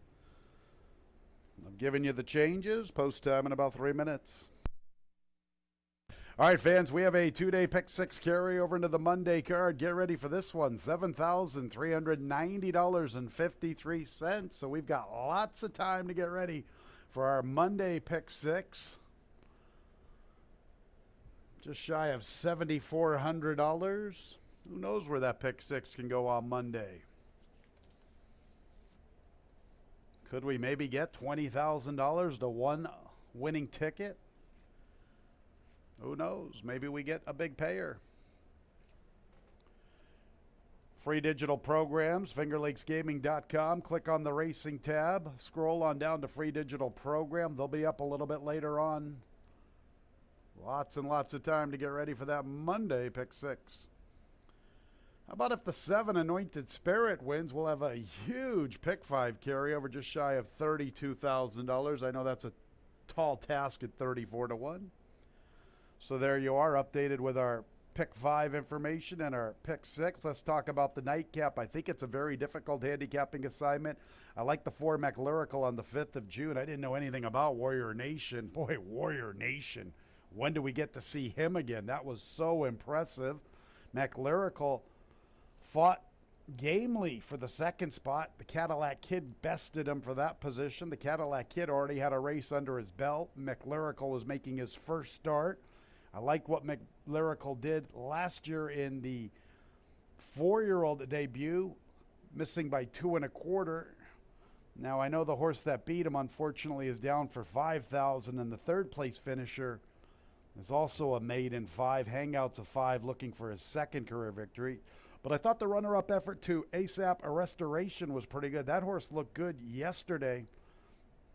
A little unlucky he didn't get through and win the opener. Win Giant ran big. It wasn't that anything that ASAP Restoration had luck working against him. Just thought it took him a little while to gear up. Looked like he was idling. Anyway, what I'm getting at is I liked what McLyrical did in a couple of starts last year. He ran into a buzzsaw. He was right there with the Cadillac Kid. The Cadillac Kid's 9-2, McLyrical's 10-1. There's the Cadillac Kid making his 3rd start of the season. Already talked about McLyrical and Warrior Nation. Time before that, the Cadillac Kid ran well. I think he's offering some value at 4-1. The public is just jumping on the 9. Matt Doyle, I'll get to him in a bit. 6, God Bless America, my 3rd choice. Boy, he had a ton of trouble on the 12th of June. Escape Mission was disqualified. Some people think Angelic Mission was the horse that caused all the issues with God Bless America. In fact, he did cause some troubles for him. Escape Mission then wandered a bit, impeding Angelic Mission. That's why the stewards get paid the big bucks. I just get to announce it, fans. But what I'm getting at is God Bless America had a lot of trouble on the 12th of June. So much trouble, Jimmy Wright said, you know what, we're going to step him up to this maiden special weight race. He looks like one of the players. He's 8-1.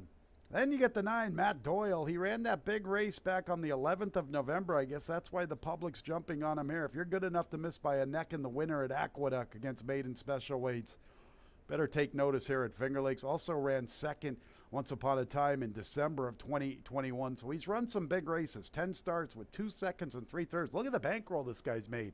$70,000. So he comes to us here at Finger Lakes, gets Luis Perez, who's riding good this week. Kike's looking for riding a triple. Matt Doyle getting hammered at 6-5.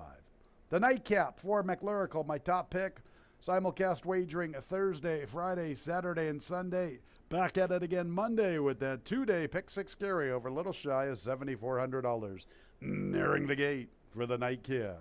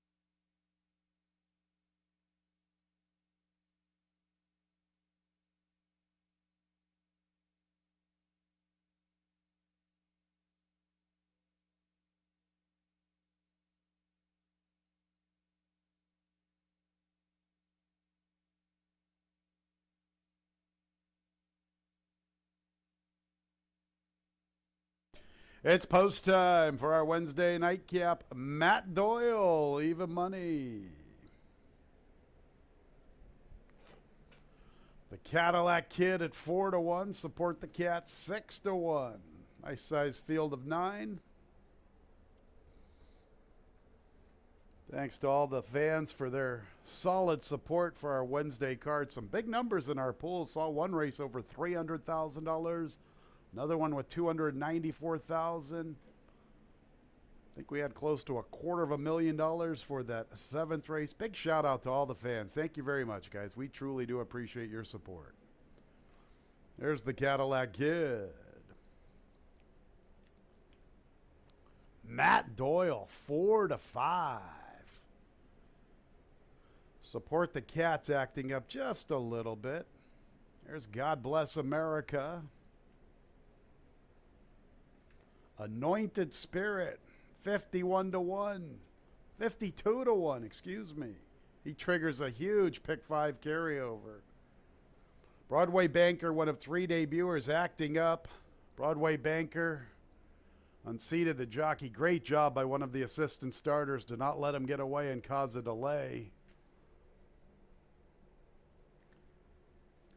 Giovanni Paredes, unseated.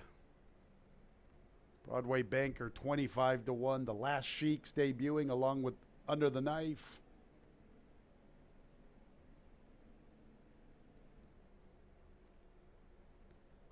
All right, going to try to load Broadway Banker without his jockey.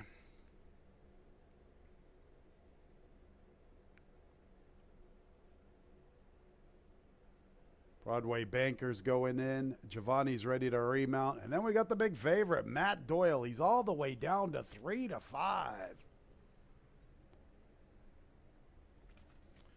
Luis Perez looking for 3 on the Wednesday card. Still waiting for Giovanni to get back aboard Broadway Banker. Giovanni's getting tied on. And Matt Doyle, the last of 9 to the far outside. Overwhelming selection to close the week. Just about set.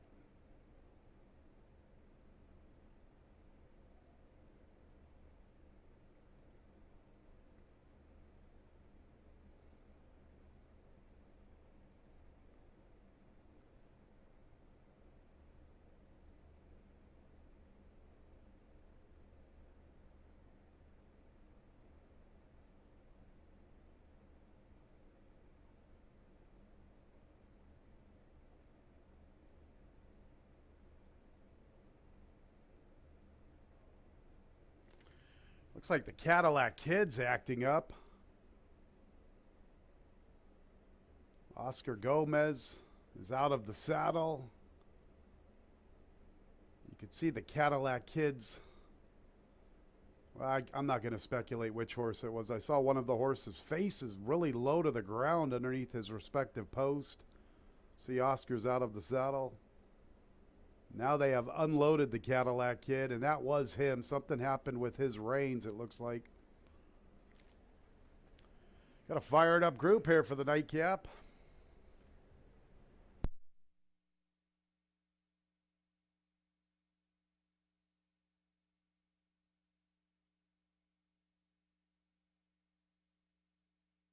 All right, fans, we have a late scratch by order of the stewards, number 5, the Cadillac Kid. Cadillac Kid is a late scratch by order of the stewards.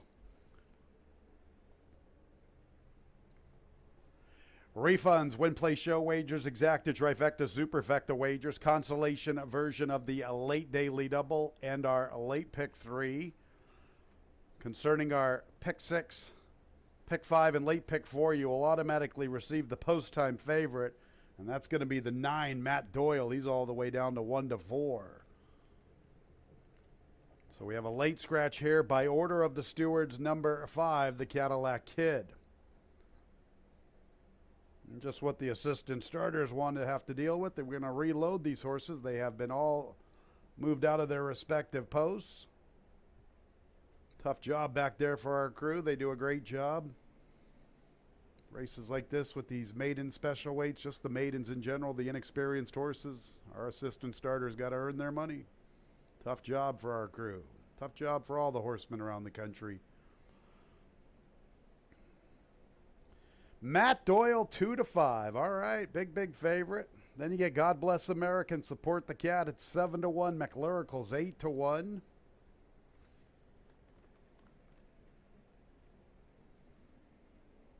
McLyrical is in.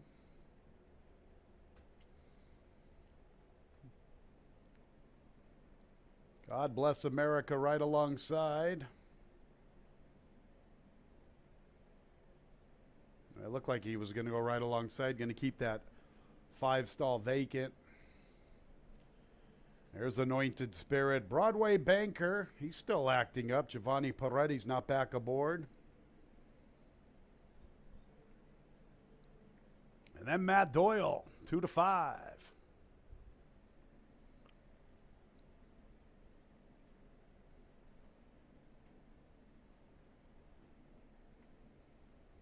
All right, ready to close the card here at Finger Lakes. And there they go. Broadway Banker away in last. McLyrical is showing pace with Matt Doyle. Under the Knife wants to go, so too does the Last Sheik.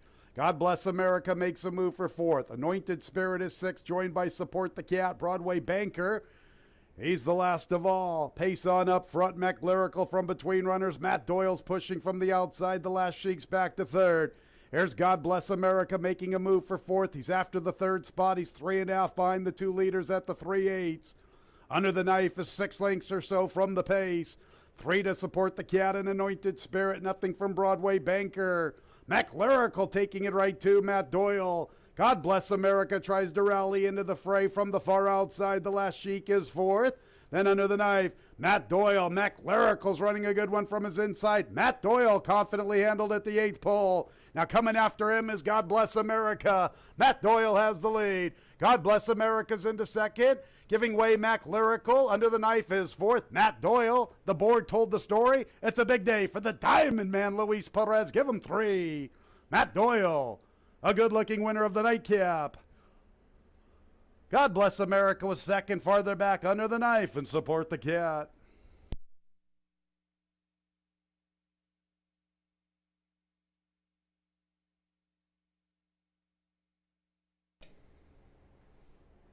Matt Doyle absolutely pounded this afternoon all the way down to 1 to 2. Confidently handled by the Diamond Man, Luis Perez. Once he put away a McLyrical, he was pretty much safely home. Good effort from the 6. God Bless America for 2nd. Then we need a photo for 3rd and 4th. 1 minute 6 and 37 100ths. The final time. You were reminded 5. The Cadillac Kid was a late scratch. Substitutions worked through 9. Matt Doyle, the overwhelming 1 to 2 post-time favorite.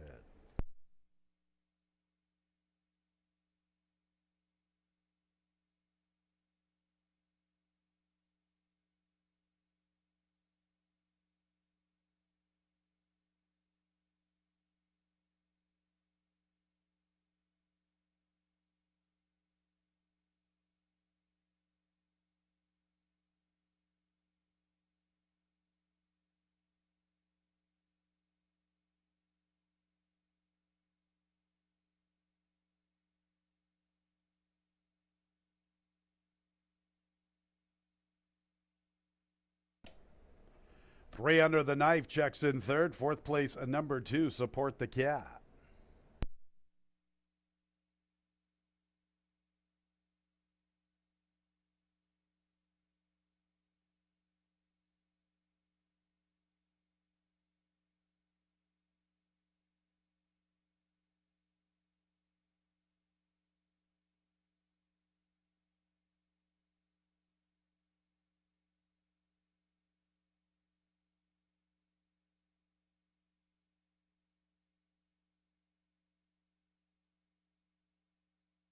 Matt Doyle wastes no time getting his photo taken. He is a 4-year-old at Bay Gelding by Violence out of the dam Sophronia, owned by Dorico Racing and Breeding LLC, along with Paul Dorico, winning trainer Carl Gruzmark. A big day for the Diamond Man. He sweeps the late double, 3 overall. Luis Perez, the Diamond Man. Kentucky bred here, Elm Tree Farm LLC.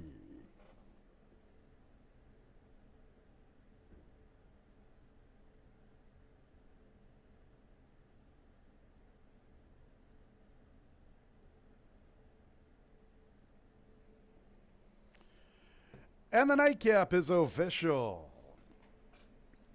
963229 late double. That's Kike's double. The Diamond Man, Luis Perez, man with many nicknames, $12.20. 2-5 consolation double, $5.70. 9-6 exacta from the nightcap, $10.20. 963 trifecta, $14.25. 10-cent super, 9632, $7 and a couple of pennies. 229 late pick 3, $87.12. 225 consolation version of the late pick 3, $31.12. Our late pick 4, 7 with 2 with 5, 9, $132.